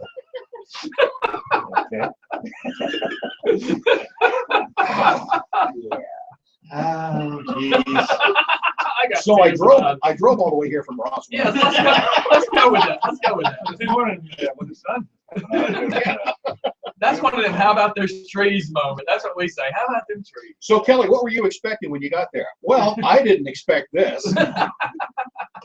Yeah, but I like the story you were telling this morning that you thought that when you pulled up, you were banging on the door, nobody answered, like Alpha just set me up. Yeah. Well, yeah, exactly. I got here at like 7:30, and nobody answered the door. And I walk around back, nobody around back. First of all, it's kind of creepy when somebody walks around the back of your house, right? Yeah. It's like, "Hey, anybody in here?" So, and I go back around the front. There's still nobody here. Alpha's not here. That son of a gun. I know what. I'm going to get him to drive all the way from Roswell. It's a good thing my dogs weren't out. Could you Oh, my imagine him gosh. going, "What the hell?" You didn't have a hat on. So Yeah. you'd have been okay. Yeah, I have one dog. She likes, well, this is really a dislike, but I call it a like. She likes large men. Oh, yeah. Hello. She likes large men who wear dark clothing, and she loves baseball hats. If she can't see your eyes, she loves you even better. So We are talking about a dog. yes, she's a 100-pound Fresca Canary. Was she single? Well, I'll go introduce you to her. She's I'm recently she's mixed in divorced. color. Oh my gosh. And you know what, Kelly? What? I mean, I don't know what this says, but did you see where Charles Manson is getting married? Oh my God. That means anybody. Oh, right. If Charles Manson can have a successful marriage. I don't know if it's successful or not, but the guy, you know, he's Charles Manson. He's got a swastika scratched in the middle of his forehead. And he's 79 with failing health. He's 80 years old, and he's marrying a fairly attractive 26-year-old woman. So what are you saying? I'm not saying. I know you're saying. I'm not saying. It's not me. I'm not saying. I'm just saying. You're saying. I'm not saying. He can have a woman, but you can't. And That's he's in it. jail. Right. Well, No, Well, we know of a Navy SEAL we can try to hook you up with. No, yeah, no, very they're- attractive now. They're never going to release Charles Manson. Well, Never. there's been a story that he was released. He was No. the jails were overcrowded, so they were released. There'll always be a I'm time. scared that after we started watching the Following, it's a TV series. I love that show. Yeah, right. So I started saying, you know, if Manson got out, that would be realistic. I mean, you would have so many weirdos that don't even know the real truth of why anything about him. They would just follow suit. They would just be the weirdos who would want to jump on board with that. That is one of the creepiest shows, Yes. and it's really, I think, brought network television back to making some good stuff. Oh, That yeah. show, The Blacklist, I'm digging that Yes. a lot. Homeland, you know, this new season of Homeland, I'm not sure if it's jumped the shark yet or not, but I think maybe it might have been better if it died last. And I got hung season. up on like the second season and just stopped watching. Well, it was good, right, until Brody died, and then they tried to bring it back this season. Brody died? Oh my God! Well, I'm I sorry. don't know. I should have prefaced that with anybody not knowing. So yeah, there's some good shows. But you're right. I don't think Manson's getting out. I think he'll stay there. No, he's not, and he's not allowed to have a conjugal visit. So, Which is good for her. So, I mean, Kelly, if you were thinking maybe you get thrown in jail and you get married, there's no conjugal visit. So, I Well, wouldn't- It's no different than now. anyhow. Unless you're juiced and Marilyn Manson comes to visit you. not saying you couldn't have conjugal visits without leaving prison, but Hey, Kelly, I'm in B-Pod. Yeah. You want to be the husband or you want to be the wife? I'll trade you some tater salad for a little bit of loving. I've always thought that the word cupcake was always the kind of thing that always makes you smile. Nobody does not like cupcakes. Right. Unless it's whispered to you in a prison cell. Unless Cupcake's a 380-pound black guy. And who calls a 380-pound black guy a cupcake? Nobody. That's why they don't use liquid soap. Coming from the guy that works around them, of course. Braiding chest hairs and folding clothes. God. Dope on the road over here. Let me call this number real quick. I need you to ask for Nick in case he's not listening right now.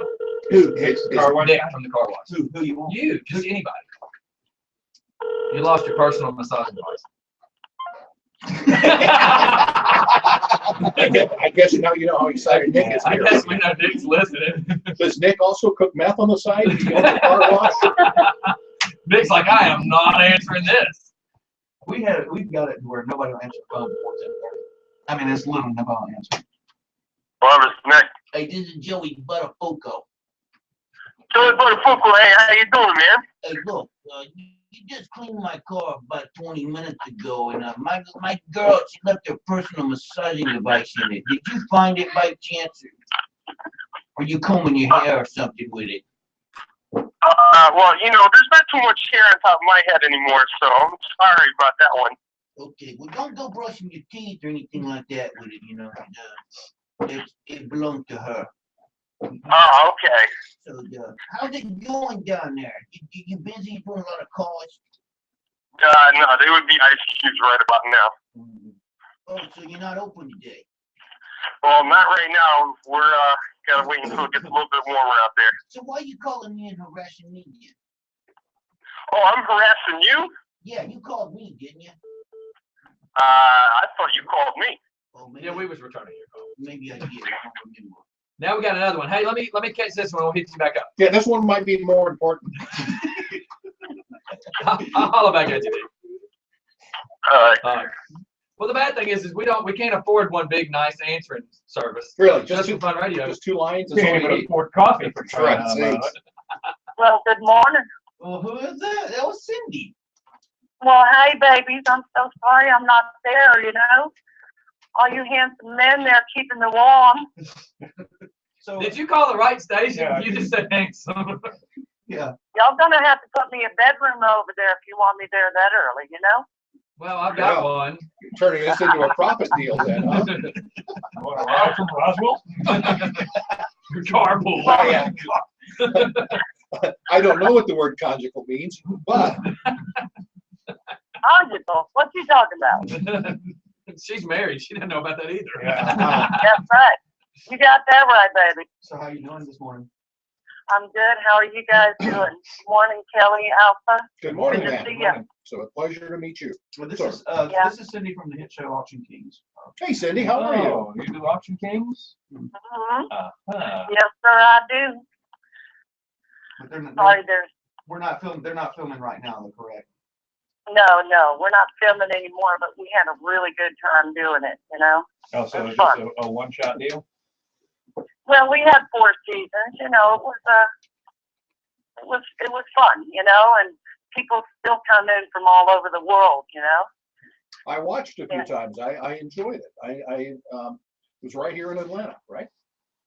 Yeah, right there in Buckhead, you know, Sandy Springs. Yeah, it's right off of American Pie. Off Roswell of Road. Where American Pie, Yeah. did American Pie close? Yes, American Pie is close. But if you get off of Roswell Road, turn left across the road, you go inside the perimeter about 2 miles. It's on the left. You know, I was telling my daughter, she lives in New York, book designer for Abrams Publishing, and I said, yeah, Kelly and I are getting back together tomorrow to do a online radio show. It's over in Conyers. And she messages me back, says, oh, yeah, where Virgin Mary appeared. I went, Oh yeah. On 138. oh, yeah, the Virgin Mary appeared, you know. So they know Conyers from that. 2 shows nightly, no cover. Exactly. Okay. Yeah. All right, you guys got to settle down now. And then Getting a little crazy. she messages back, bring your own water, we'll turn it into wine. Oh, yeah. Around here, we turn that into Mad Dog. But wine's wine, no matter if it's in a brown bag or not. Well, you know, Cindy, Well, you're going to miss lunch today. Alpha said during break he was taking us all lunch. Yeah, Oh, man. yeah, and I'm gonna treat him the same way Scotty treated me when he took me to lunch last time. Dutch, what do you mean? Dutch said, I'm not bringing a girl with a gun in a purse. what? Oh, Just had ticket to see a show. And, like didn't even get coffee. Yeah, we had to get our butler to go get you your coffee this morning. Silent Phillips' jobs list, it just keeps getting bigger and bigger and bigger. Well, Cindy, well, it's awesome. Cindy, I'm- you had an auction this past weekend, right? Yes, and I'm kind of stressed out, and you know, haven't seen my old man in a while, and my dogs, and I got up here, and Which he, is like, more important? Which did you miss the most? The dogs. The husband is the dog, or the dogs that you? Yeah. it's a combination. I see. But y'all have an auction this Thursday too, correct? We don't this week. We have a special jewelry auction on December 6th. It's a Saturday night, and we're going to have an awesome selection of jewelry for anybody who wants to get things for their ladies for Christmas, even guys, you know, watches, Rolexes, you know, nice stuff. Really? You know, You know, stuff that's it always wondered if you bought an engagement ring from like a pawn store, aren't you really just buying somebody else's bad luck? Somebody else's. Well, you divorce. know what? This is true, but if you get that bad luck real cheap, it don't matter. Okay. Wait, if you get the girl real cheap or the bad luck ring real cheap? Because both of them might already be cheap. You never know. You know, you can get something hot and looking good for cheap, you know. So if you They pick her find up at the, something that's not stolen. but if you No. pick her up at the Dollar General, then hitting the bubblegum machine on the way out the door is not offensive, right? I mean, it's one-stop shopping. I got my milk, my canned beans, my woman, and a Purdy spider ring out of the 25-cent machine. Well, you know. Oh, and a towel, because I can get one of those for 99 cents. Probably get the And used one cheaper than that out of the bathroom. Get all of it. I think Walmart's a little step up from there too, but no, really, people like to go to auctions and buy things for, you know, a good price and something nice. Well, that's always a good place to go is an auction though. But when is this jewelry sale again? December 6th. It's December 6th. It's a Saturday evening. It's going to be like a little gala affair, you know, nice catering and, you know, drinks and, you know, sit down, nice intimate atmosphere and get on your jewelry. Now let me ask you, can we view this jewelry before it goes on sale online? Yes, gallery63.net. And you check online. It's all going to be in order, so you'll see what time something you're interested in will be up for sale. Okay, and how can people bid on this stuff? Well, you can either come in and preview. The preview will be from Wednesday to Saturday. And we'll be open from 9 to 4. Of course, plenty security. And Plenty, I hear that. you say plenty of security? I know, I'm trying to go in and out here. Echo. But it's going to be fun. Y'all should come. You can check online. You can come in the store. You can bid either online. I think they're putting it on there. Or you can do a phone bid or an absentee bid. Don't you need another engagement? You know, I probably should get one just Well, in you case. know- Have one standing by. See, you have a drawer Exactly. of those Well, already? you probably have my new ex-wife's ring there.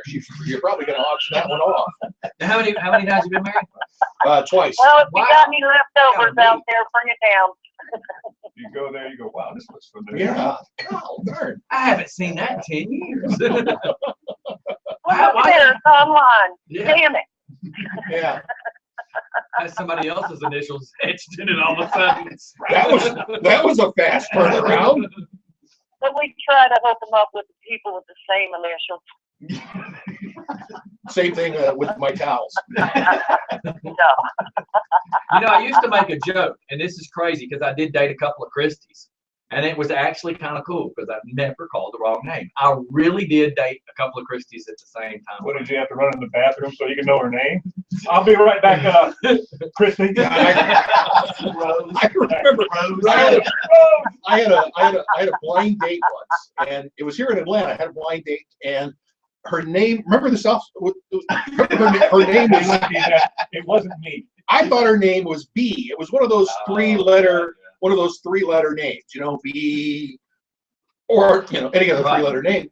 And so I get to the bar, and I get there before she does, and I see another single woman, and I sat down. And I said, "Is your name B?"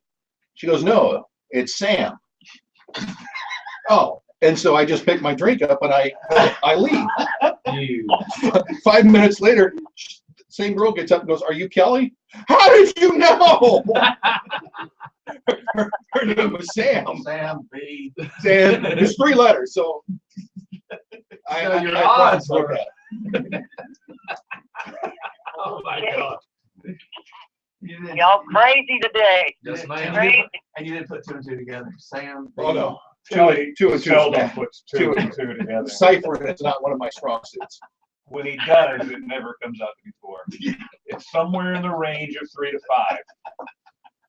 Oh, All right, oh my Cindy. goodness. Well, thank you for All calling, right, I'm gonna let Cindy. y'all go. Yes, ma'am. We'll see you here later. Pleasure to meet you. And we'll see Yeah, you this call me afternoon. later. What is All that right, number, my by the dear. way, in case anybody All wants? right, All fingers right, see you crossed. later. Yes, ma'am. We'll Have see a you in a good little show. bit. 6, 7, 8, All right, 7, love ya. Love you. 6, 7, All 8. right. I thought she was not. How can we say goodbye if you won't leave? 6, 7, 8, 7, 6, 0, 1, 5, 5, 6. If anybody wants to call in, any of our old listeners who want to call and say, "Get off the air." That's Really, fine. we had enough of you. Yeah. We had 9 years. of Notice how you said old listeners. Well, there's certainly not any youngers. Yeah. They're probably sitting there going, "Damn, this is like herpes. It's back again." Yeah, 'cause we've been out there for 5 years. Yeah. Wow. Do you miss it? Yeah. Does this make you miss it? Not when the alarm went off this morning. I'm lucky. I at least just come down. Well, you have a studio in your house, I apparently. do voiceovers from the house, so I totally relate to not having to put pants on, and which is really nice. Or underwear, only unless guests come Well, up. Apparently you don't do that either when you visit friends in Florida. Apparently Here's not. another one from Georgia. Hello. Well, good morning. Good morning. How are you? It's little Richard. Yes, I have a nickname. Hey, little Richard. Well, apparently there's somebody else phoning in too. Yeah, Little we got Richard. another one. Oh, there's a Paul Winking sound Yeah. because apparently they can't afford 2 lines. Well, Hey, this is a Metro phone. We're lucky we have this on our budget. Or coffee. Yeah. Coffee. You better be glad it's not reheated from yesterday. I'm not sure it's not. No, it was made fresh. Hey, you better hope my wife don't come downstairs on that one. If it's my coffee, it tastes like that.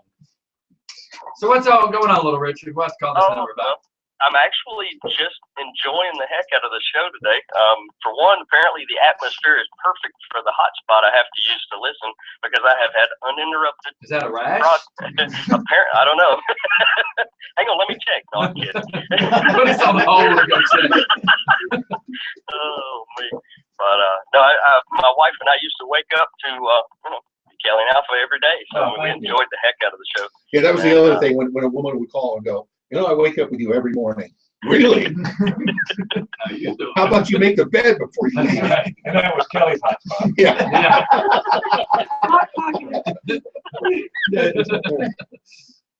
Well, we appreciate you listening. Definitely. And today has just been, you guys are able to open up a little differently, and it just makes it even that much more funny. I love it. Yeah, because we didn't have a Nazi program director who was. I kid. He was a nice guy, but he was a little. No, I mean he's. We killed him. Yeah. He's buried in the trunk of the car. That's buried in the backyard. They found him He could have moved on. face down in Chattahoochee. Well, no, I mean, corporate radio is just not the kind of radio that we grew up listening to, or that we aspired to get into, or really enjoyed working for. It's a completely different ballgame now. Everything is consulted and analyzed, and so the fun of it, I think, especially morning radio, for the most part, has pretty much disappeared. Well, a good example of what radio shouldn't be. It occurred in a little town in North Dakota. There were 4 radio stations, and they were all owned by the same company, the same giant company that owns it's the biggest radio company in America. And there was a train derailment, and it was leaking noxious gas, but there was no live person at any of the 4 radio stations to say, "Hey, we need to evacuate this area," because it was all syndicated from somewhere else. And the purpose of radio is to be live and local. And immediate. And immediate. And if there's breaking news, then it should be available. But nobody was on any of the 4 radio stations to come in and say. I was going to say, too, with that being said, Rock 106, when I was doing a bunch of stuff in Macon, all these people kept seeing me do all these live things at the Harley, at the Hooters and everything. And it comes back to me from one of the salespeople from that station. Man, we want you. Like, we want you. And I'm like, well, listen, I'll make you a deal. Me and my people will come do a Saturday night show once a month for y'all for free. How can you beat it? It's free. They get their listeners. We get our listeners. We get exposure. I was willing to do it. So then a month goes back when I go back for the next month to do this thing I do for Hooters. And the lady comes up to me and says, look, all of us there want you. But the big owners said that we wanted to syndicate somebody from California. And I'm like, you're middle Georgia, Macon. Nobody from Cali can even grasp the reality of what somebody in Macon does on a day-to-day basis. So why would you not have in, for instance, me, the underdog, the hometown guy that everybody can relate to? You're going to bring in some dude from North California that these guys could care less about. And I didn't mean to interrupt you, but while we were on that subject. No, one of the stupidest things that ever happened to us on radio. We were in Tampa, and we did. It was an oldies station, and we played a lot of Elvis. And we were coming up on Elvis's birthday, and we wanted to do something that would be big and fun, to celebrate the birth, Elvis.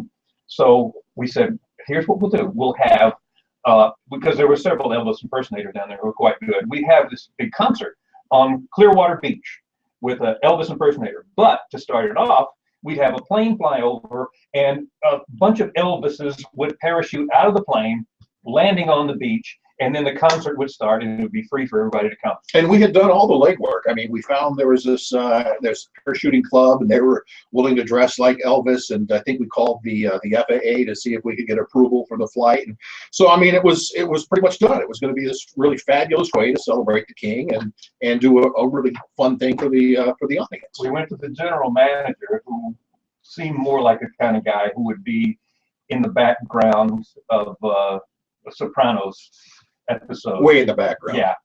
And we told him about it, and we said, we've already got FAA clearance. We got these guys are going to do it. We got the Elvis impersonator. All we got to do is set up on the beach and do it. We'll have a big concert. It'll be live and everything. And he thought about it for a minute, and he goes, I don't like it. Sounds like a blatant attempt to get publicity. Really? You don't think? Hello? Yeah. That's exactly what it is. So, and he nixed it. We couldn't do it. Yeah. What a crock. A blatant attempt, which was pretty much, I thought, our job description. That's right. Get attention. We're trying to get Scotty to do one of the, he's ordained, so we're trying to get wacky. We're trying to get. Yeah, I tell people I can marry you and bury you all in one trip. Yeah. I mean, So it's we're sales going tactic. to do a skit with wacky weddings. Well, everybody knows what a flash mob is, where they do the dance. For all my Rockdale police officers, I already have one planned where I'd have all my motorcycle guys sitting at this intersection, which is the busiest intersection around us. I would have everybody set up, because when we do charity rides, we block the intersections with the motorcycles for the charity to go through. So I want to have these guys set up in a certain location. I want somebody to drive my bus. We're going to pull, as we're pulling towards this red light, everybody will get the same text at the same time telling them to block the traffic. Everybody's going to block this whole four-way intersection. We're going to slide in the center of the intersection between all four lights like a wrestling ring. I'm going to step out with a bride and groom, marry them all in about 45 seconds in front of everybody. Everybody gets back in the bus and just poof, everybody disperses. And I mean, I've got like 3 of those planned. That's the only one I'm going to air. I have some of those planned at stores, malls. I got them planned. And I just think it'd be the coolest of coolest to see it done. We have any commercials coming up? I got to pee. Yeah, I can get it. He's getting quite old. It's always coffee. Talking about the Harley dealership reminds me of the story when I had my Harley. I always go up to North Georgia mountains. Love to go up for a day ride, and I had a XM radio on it, and so I was listening to Casey Kasem did the original top 40 countdown, so they would replay them, and it was really cool. So like it was like being back in 1977. We listened to Casey Kasem, and I'm listening to some of these greats. Just as I pulled into the dealership up in off 75 north of town. Can't remember their Harley dealership. Rose.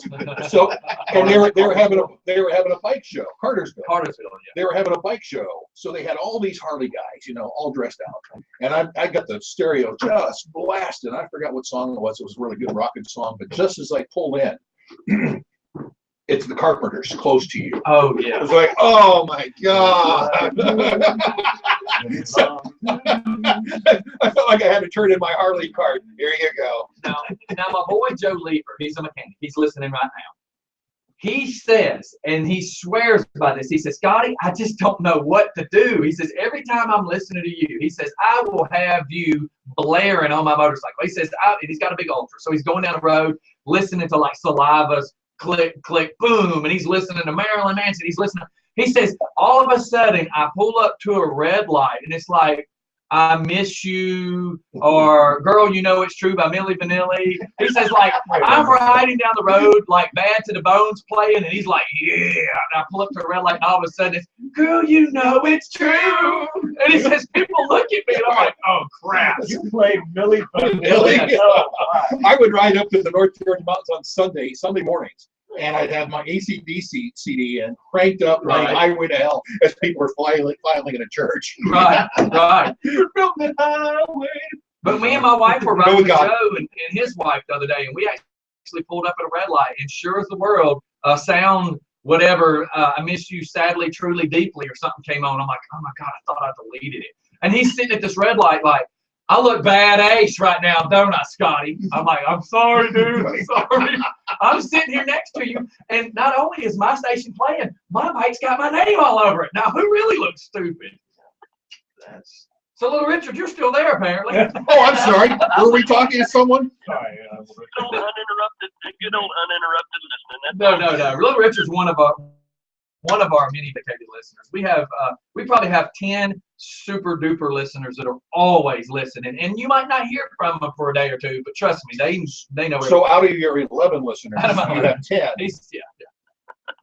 Well, just because we hear ourselves, we that's the one thing is if you go through radio, that's the one thing that actually keeps you going is the people who really make you a part of their day.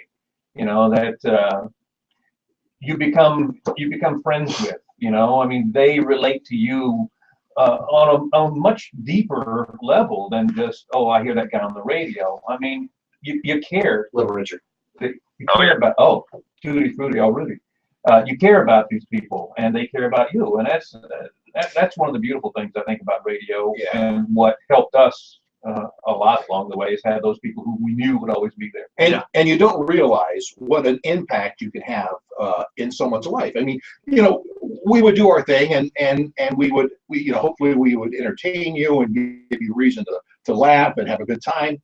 But then you would get this letter from somebody, you know, and say, you know, I was going through a really tough time in my life. You know, my parents were sick, and you know, I was going to divorce. You name a number of reasons, and I really enjoyed listening to you guys because it gave me a chance to get away from that kind of stuff. And you read that and you go, wow, really? Because I was just doing it for the fun. Didn't realize. Well, just for fun. That's our thing. And we get these letters from people, our emails nowadays, with people that will say that we might have touched on something that they've been dealing with, and the fact that we put humor to it, they go, man, it really is not that bad.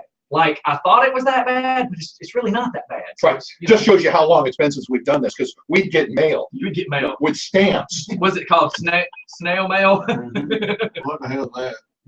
Stamps. And Richard, you're not still tramps, not tramps. Stamps. I thought you said tramp stamps. Yeah, Richard's there. Hey, hello, son. Yeah, talking to you guys. Well, I'm gonna let you guys back to it. I'm gonna go back to just listening and. Might as well, because you're not getting a word in on this one. He loves us. I'm eating up minutes on this thing. Well, thank you for calling in. No problem. Definitely good luck on your ventures later today. Oh, yes, sir. Yes, sir. All right. Well, thanks for calling in, man. You got it. We'll see y'all. Yeah, let's shoot off the commercial real quick, and we'll call that one phone back. Yeah, and Alpha's got a good thing. Well, I was gonna say that, and we're at 10:41. We usually cut off at 10:30. I'm not trying to rush this. I was just simply saying we have a full day today. We'll be right back. Are we free to go? Let's go, Pete. You stop at 10:30. What do you mean? What do you mean? Let's go. I'm not holding your hand. That's not what I was thinking. Now, wait a minute. It's too late now. Hello. Hello. Did you just cut off a song? Yeah. Well, we're on commercial break. I just killed it long enough to hear the phone call. What's happening? I'm sitting here listening and reminiscing an old memory with Kelly and Alpha. Oh, well, give me a minute and I'll dial you right back, sidekick. All right. Bye. Later. That's my sidekick. That he will do anything, any practical joke, anything we do, the sidekick will do. He is like the bomb for doing stupid stuff with us. Dog bites. Hey there. Getting a dog bite suit. Yeah. Yeah. That wouldn't work. Are you the same woman that was sitting here earlier? Yes. She's the one that made you coffee. Oh my God. That's the Kroger lady. When she transforms to the Kroger lady. Like, I went and done several weddings, and her hair's down. But people are used to seeing her like that with her hairnet on. So people keep walking by going. So the whole time we're doing the wedding, they walk up finally and like, I don't need to bother you, but aren't you the Kroger lady? By the way, I like your new breaded wings. Thank you. They're good. We got some new breaded tenders too. Yeah, don't tell Alpha because he's probably hungry because he didn't get coffee this morning. We tried to make some coffee. I heard that. I've been making phone calls and stuff, but I've been listening. Well, I'm gonna get us another coffee maker. Last night. I just don't want a pot maker. Coffee maker. I don't want a coffee pot to make a whole pot. They got those now? Damn. I just saw that story out in my home state, Washington. They had the first ever pot auction. Oh, really? You ever see those? I know the guy from the left. Yeah. I built that. The weird thing about it is, and I'm His addition to transmission. I and I had built a friend that. that just got back from Denver here. His 2 or 3 his weeks ago. dad owns the And he was business. talking about how weird it was on the street, seeing 2 guys pass on a joint back.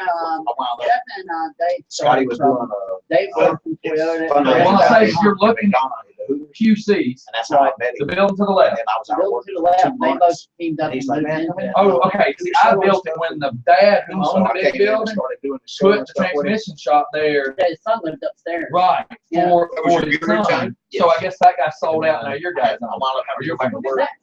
So I show you. Apparently you, I will. apparently Better, aim's not too good. That's right. And what's his name? Jeff Hardiman. And where's he from? He's from Conyers. He lived right down here. Is he from Wesley Chapel? You got a brother named Brad. He's from Latonia, actually, but I don't know. Find out if this is Jeff, same Hardiman I know. His wife's Michelle Hardiman. I don't know, but got a brother named Brad. So Jeff used to have a I'll go with you 67 guys. Chevelle. Blue. No, they'll, Badass. season 3. He lived off Wesley Chapel, lived down the street from my grandma. It's the same Jeff Hardiman. And, Because it was Jeff and Brad. they'll let me know how many episodes. They'll usually about somewhere around. And I know we got into mechanics, so. So now, when you do all the Yeah, they're episodes, like- you'll stay there, film all the episodes now. From all the way up. It's about what mine looked I like. mean, from Because other- I just really wear Except you out. mine was in It's the, five episodes. the this thigh season. and the Yeah. knee. And I was in Had the car about, 3 times. Had about a dozen Twice. screws in the knee. Shot. Yeah. Dude, we're That was always. nine. They gave it to me when they It took got them so out. fast, I don't have One day, time. we shot 2 episodes Too long. in a day. That's You're you're in a situation where just out of Well, that the was house. problem with me Okay. is that when I surgery 8, I went in and took the hardware off. I said, you need it anymore. It was bothering me. And that's the one that got infected. So that's what I've been dealing with. I'm gonna get you. Yeah, that's, mine was. yep, that's him. Even blurry, I know that's his face. What time are we wrapping up? Yep, that's the boy. Whatever time y'all want to. I've got to be back. You have to tell him where you are. He probably won't remember me. Yeah, I called him actually. That's funny. Like an hour ago. I know. Actually, it wasn't bad. I was, the good thing about it was, Well, you'll be, traffic's going the other way this morning. Yeah. So, And the same. But I leave at 2 o'clock from here to Memorial, or I leave at like 2:45 from here to Memorial Drive. I'm there in like 25 minutes. always, kind of an ominous drive as I passed the sheriff's office there and see that.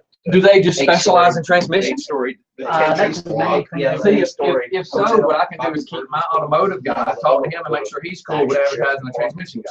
Okay. But yeah, but tell him he used to ride buses with me. Windows. Oh yeah, wait till the end of this. Get in front of the wall. And the helicopter's parked on the roof. Kelly's gotta leave. He's gotta be somewhere at 12.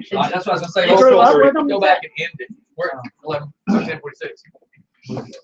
You gotta call Sidekick back. Yes, we'll call Sidekick back, and then after that, So then what do you do the rest of the day? as crazy as this sounds, everybody thinks I just have this totally free, awesome life. But by the time we leave here, most of the phone calls, well, there's a lot of text messages that come in that don't get discussed, but I'll have to go see sponsors and go talk to new sponsors and go work out kinks on future events and stuff coming up. So, I mean, it's constantly a day of just running errands and exposure, talking to more and more people, passing out more and more cards. It's always, and with us, it's always an adventure. We can go somewhere to eat and we'll meet 5 people and it turn into 10 conversations. I mean, it's pretty busy around here. And then you get the people that wait at you at Home Depot or Lowe's by the bathroom, and then they talk. Well, but the problem is we'll be places and bump into so many folks that know of us or we know them, so to speak. Oh, great. And Regina. Marilyn Manson cuss. And Regina said, hey. Regina. From Bull Dam. Oh, yes. 1985, Foster truck singer Falco Take it on the stone hogs. All right, I'm gonna fade us back in to the show just so we can get started.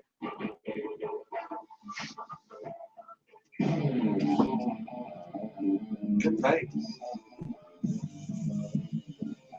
All right, everybody, we're gonna go ahead and just jump right back into this, just because we've got so much ground to try to cover and then get out of here in the next couple of minutes. You do know we have gone over a little bit. Let me call the sidekick back. And the sidekick, a lot of people haven't seen him around lately. He drives trucks now. He's all over the open roads, which is dangerous when you turn the sidekick loose with no leash. But he is my man. Like, hello, hello, hello. Something you crashed. So the sidekick One call, that's all. That's right. The sidekick and me have done some horrible pranks to each other and gotten away with some horrible pranks to others. But he had some story about us, Kelly. Get it? How about you? That's what he said. Yeah. One more time. You gotta love Metro PCS, and he's on T-Mobile, so this would make a great. This would make a great commercial. Look. So apparently they're not sponsors. Hello, hello. Finally, the Bluetooth is functioning the way it should. There you go. Great. So what's happening? Not a whole lot. Doing what I do, delivering loads, dropping loads. You backing it up? You get paid for that? Because Yeah, I could actually, have I do get paid for that. I could have earned $20 earlier this morning. That wasn't supposed to be funny. Yeah, but you're just on radio. We all laugh at that sort of stuff. See, this is all new to you. Funny when you're supposed to be.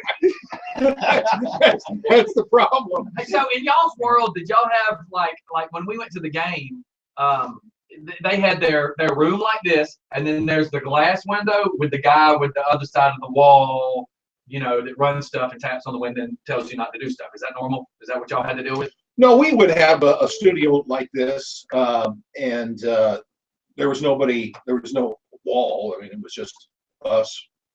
So he could just look at you and tell you no. Like y'all were talking about program directors telling you not to do stuff or whatever. No, he would just barge in and tell us to shut up. So he's listening in another room. Oh yeah. Oh yeah. Yeah, well, one day Kelly was sick, and I was doing the show myself, and it was B90.5, best variety of soft rock, and voted #1 again for most music while you work. It was this most obnoxious long slug line, and we had to do it every time.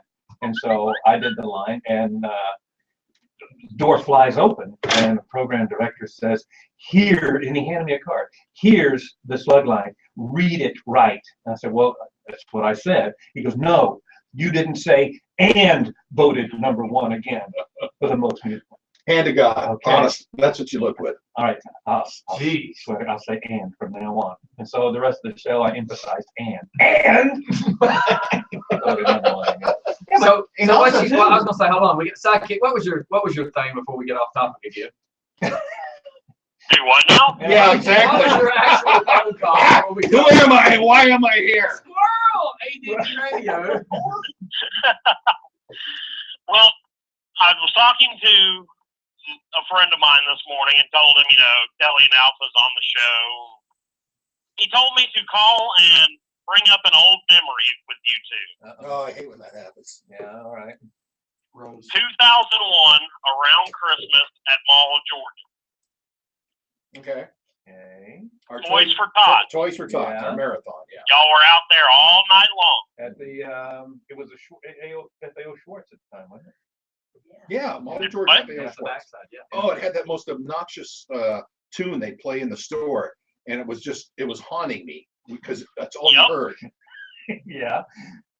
Well, I am one of, and he is the other, 2 security guards who was around you all night long that night. Oh.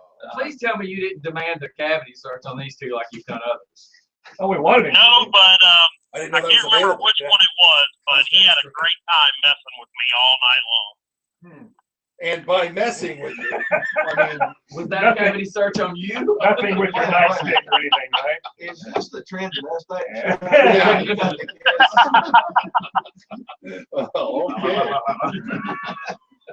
But it was a lot of fun having y'all out there that night. Y'all definitely made the quiet night more enjoyable. 'Cause I remember it was cold that night too, because we were Very. outside. But that's what we did. We did the marathons, and in fact, it changed when we got here. When we were in Denver, we were Cool 105, and we would stay on the air from Friday at noon until our show was done on Monday morning to get Toys for Tots. And you talk about we were constantly on the air the whole time, no sleep, talking about needing coffee and being really goofy by the time Monday morning rolled around. Monday morning was must tune in radio because we had no idea what we were saying, much like that's us. Our Monday morning we just call it Mischief Monday because we have no clue and we just start pranking people. That's when somebody offered us the Tickle Me Elmo, and then someone paid $8,000 for Toys for Tots. Wow. Yeah. I'm If lost I'm on that sick, one. y'all were out there like from about what, 12 hours all through the night? Yeah, I think we leave like I say. I think y'all were still there when our shift ended that morning. Yeah. Go check. We may still be there. The ghost of. I think we just did a 24-hour thing then. But Denver was the place where we really blew it out with Toys for Tots. They wouldn't let us do that here. Program director again, same program director. And in Seattle, remember that we were in the toys. We did the marathon. We started doing them there in the Bon Marché. We were in the window, downtown window of the department store Bon Marché, which so everybody filing by, and we did sort of shifts, so it wasn't like we were all of us were on all day, but we were there, from way past our show time into the night.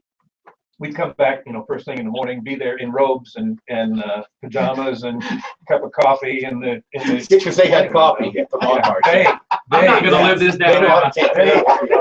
I'm not gonna live this down. The fun part is, so we played it off as if we were living in the department store window.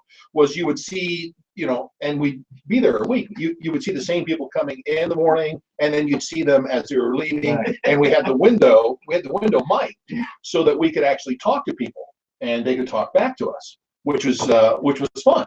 And crazy at the same time because people would come by and they go, "Hey, how you doing?" And see, that's what I'm after.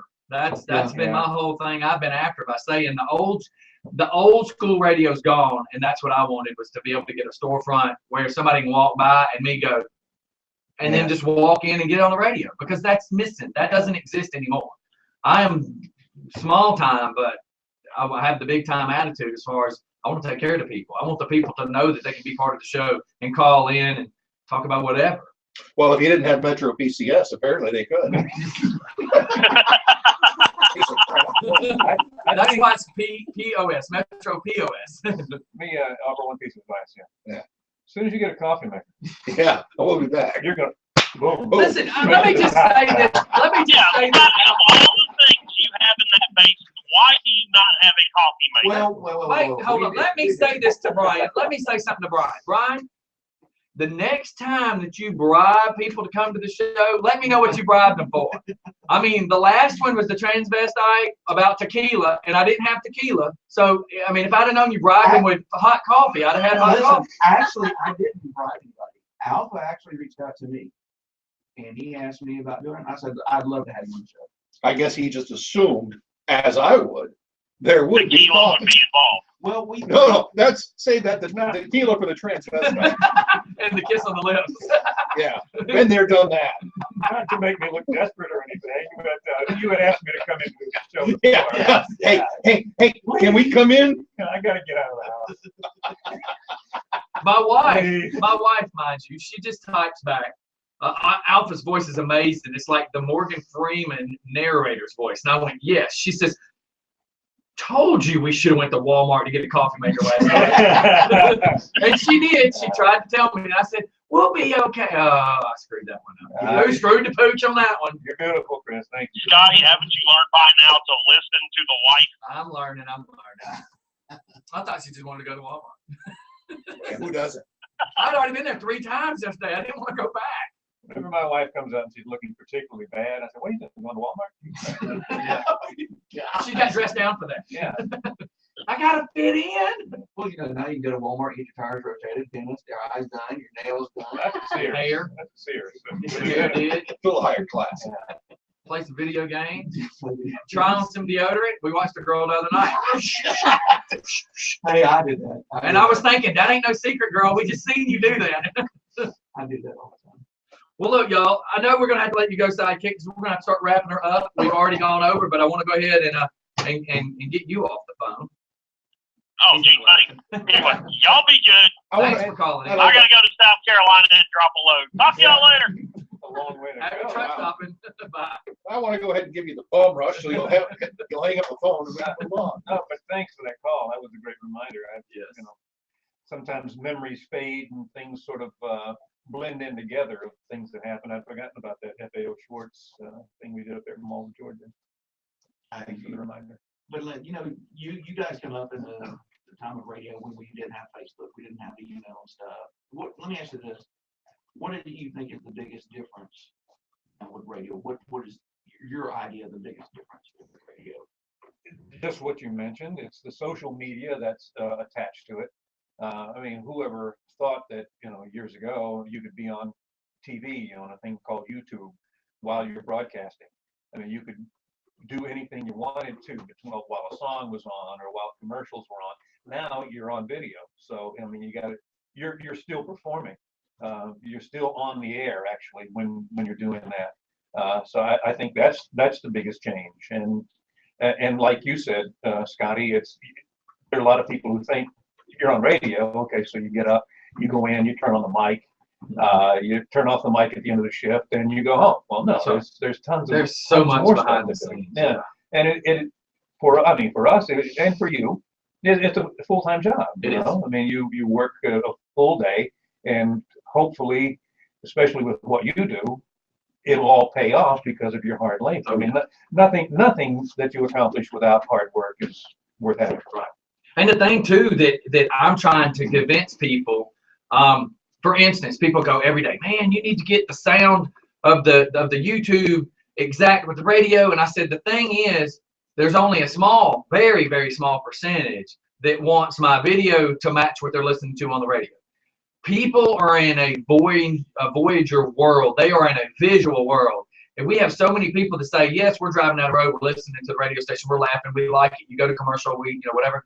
But other people are saying, we want to see the behind the scenes. We want to know what really happens and what it really takes to do what you do. So it's really a different world now. It's a very visual world. They all want to see it. Well, and that is both a blessing and a curse. Oh, yeah. Because in the old days, the listener painted this image of what that voice, what kind of face, what kind of body must go with that voice.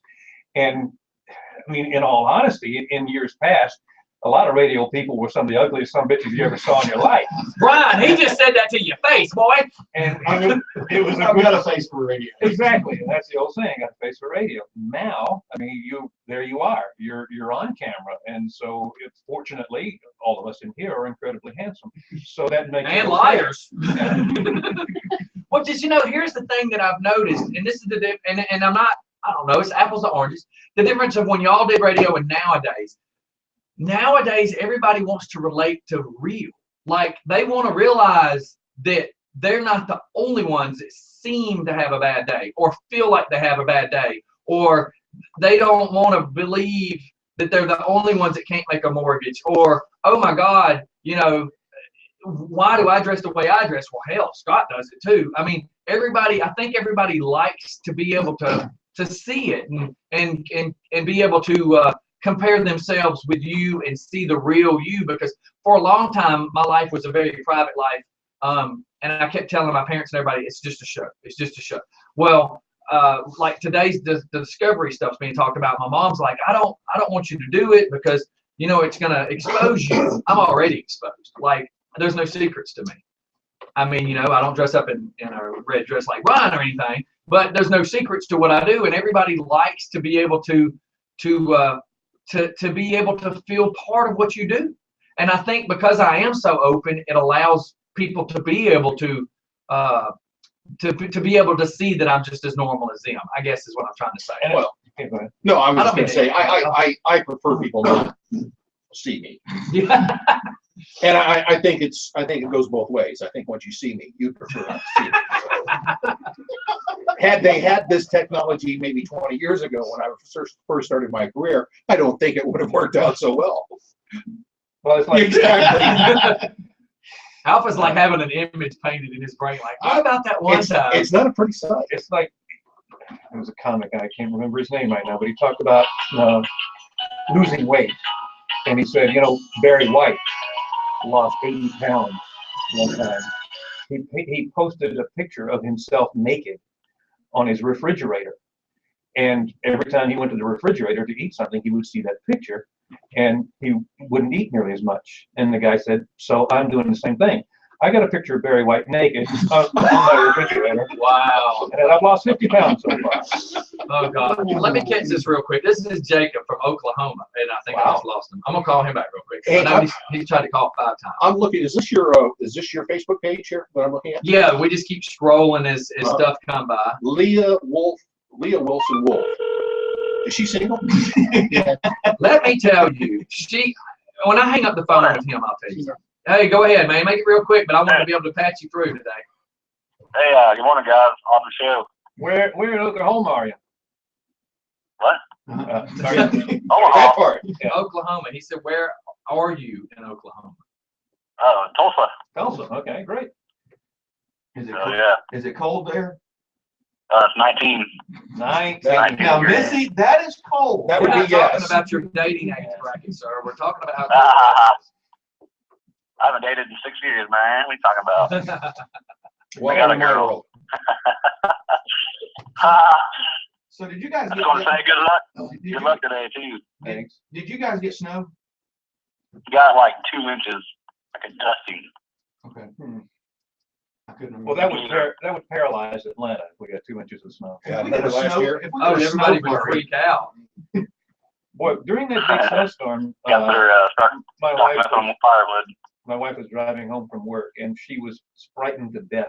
There were so many cars that weren't making it up hills, and she couldn't. She was worried. I literally had to stay on the phone with her from almost the time she left work, which is normally about a 25-minute drive, which took 3 hours this night. So I stayed on the phone with her the whole time. Just don't panic, relax. You're gonna make it. You'll get up this hill. What a time that was. I mean, that was very scary. Yeah. Oh, yeah. It's scary though that you were on the phone for 3 hours with your wife. I know. And you didn't fall asleep. I'm never on the phone with anybody. So, hey, Jacob, we're going to have to wrap it up. Anything you want to say before we get off the phone here? Good luck today on your Thank you, meeting. sir. Yeah, I hope everything goes good with us. Stay warm in Tulsa. All right, bro. Well, I'll we'll hit try you my up. best. I'll call you on our way out of there, let you know what we find out. Right on. All right, man. I'll see you later. Hey. Huh? I'll peace out, guys. Good Okay. show. All right, bye. All right. And now look, I don't want to name this lady's name again because there's a story I was going to tell you. So you see this lady here? Okay. Is this the one you've been flashing pictures? Yes, I was just scrolling, let you get a good look at her. So Thank you. she, I take people to concerts, people I know, my friends and all. And when she got on the bus, of course, everybody's like, wow, right? But she is now the person that has created a model of what I do from every concert here on out with my friends.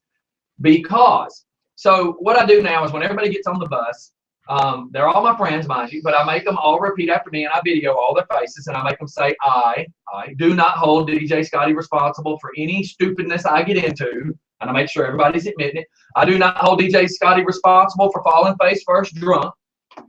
Because of her, I now say, I do not hold DJ Scotty responsible if I get drunk and get on the golf cart and start making out with some guy I don't know. All righty then. So My kind of woman. we're leaving a concert and we're at Lakewood and the security guy comes driving by and she jumps out of the bus going, he's hot. So she jumps on his golf cart. They go that way. Well, when it comes back past us again, she's like stuck in face with the guy. Then it comes back again and we're like, we need to leave. And she won't get off the golf cart with the guy. So we finally get her back on the bus. The next day, the messages go out to everybody like, I can't believe you let me do that. We didn't let you do anything. You chose to do that. And this was sponsored by Fat Boy Golf Cart. Well, there you go, Kelly. And the date break drug. And Valtrax and Trojans, and anyways, I'm gonna shut there. So look, I know you got somewhere to go. We'll go ahead and start wrapping this puppy up, man. I appreciate you guys. Well, it's been fun. It was, Coming in. it was a good time. And we'd like to have you guys come back more often. So Yeah, anytime. y'all want to come in. Let me know when you get a coffee. Yeah, exactly. I will go get one today, man. On the way home from Atlanta, we'll stop at the Panola Walmart with my Glock, and There's another story. and we'll go in to get a coffee maker and mug.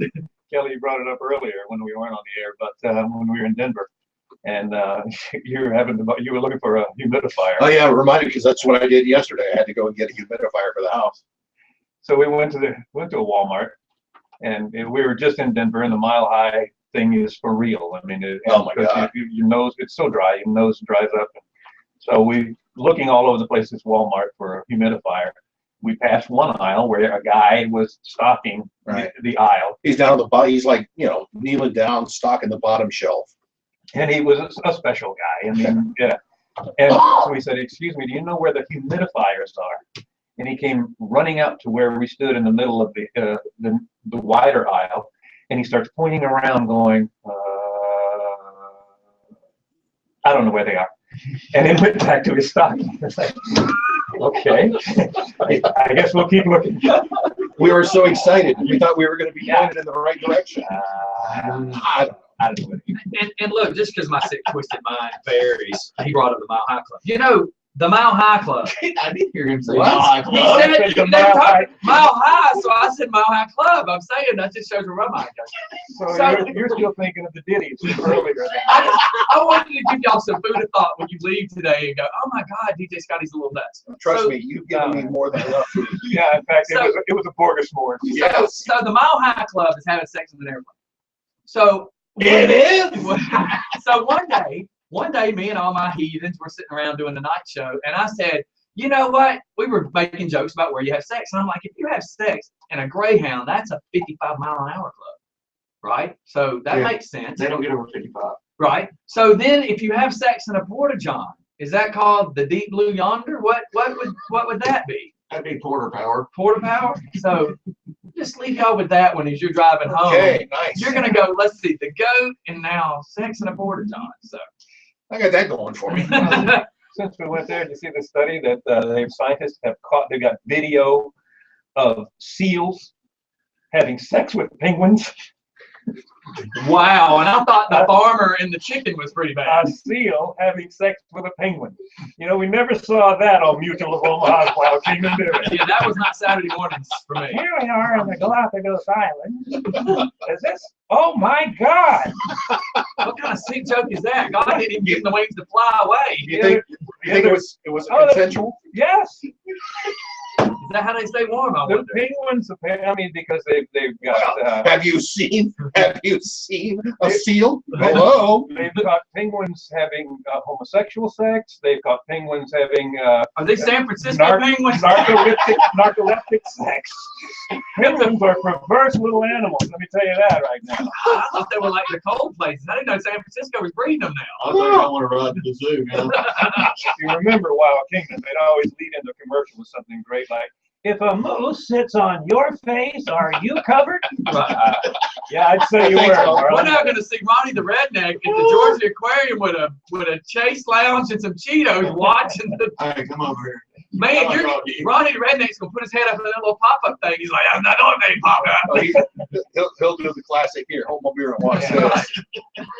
Oh my God. Well, look, we're going to get out of here before we get anywhere. Please, I don't think you. Wow, we just talked about the penguins. Kelly wants to go to the aquarium now. Doing dead penguins. So yeah, I think that's it. How do you feel about a walrus? He got me with that hang too. Hey, don't they have them beluga whales there too? Oh my God. Listen, it's been a pleasure. Thanks for having us. Man, I appreciate you coming out. Actually, the pleasure's been all of ours, and I cordially invite you guys to come out anytime you want. You just say the word, and you're more than welcome to come to that back glass door. That one. Walk around the house and go You're down. more than welcome to come to the back door. Nice. Yeah, you've heard He that didn't before. say haven't come. He said two. He said You're- two, not in.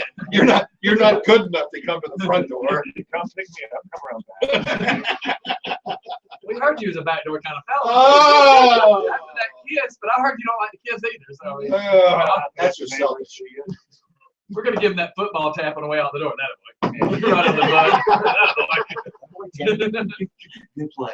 All right, everybody. Thanks for tuning in to Just Fun. As usual, I do beg you to share any of our funnies. Please just share everything. And the biggest way for us to grow is to quit eating at the Golden Corral. But I do need everybody to start sharing everything. We've got the Just for Fun page. We now have the YouTube page. We have so many things, so many great things happening around here. We're going to be helping do with the homeless starting off pretty soon. Start collecting for that as well, because cold weather is definitely here. And also we're doing this whole toys thing with the Just for Them. If you can find that on the Facebook, we'll try to share that. That's where we're going to try to make sure 10 to 15 families get taken care of for Christmas this year. Make sure you help Oz Nesbitt, which is our county commissioner, with the senior citizens turkey drive. You can drop off any turkeys you want up there at the Conyers Hyundai. That will definitely help the senior citizens around here. And I want to thank these two great individuals for coming in and hanging out with us today, no matter how perverse it was. You too. All right, everybody. We'll see you on the flip side. Peace.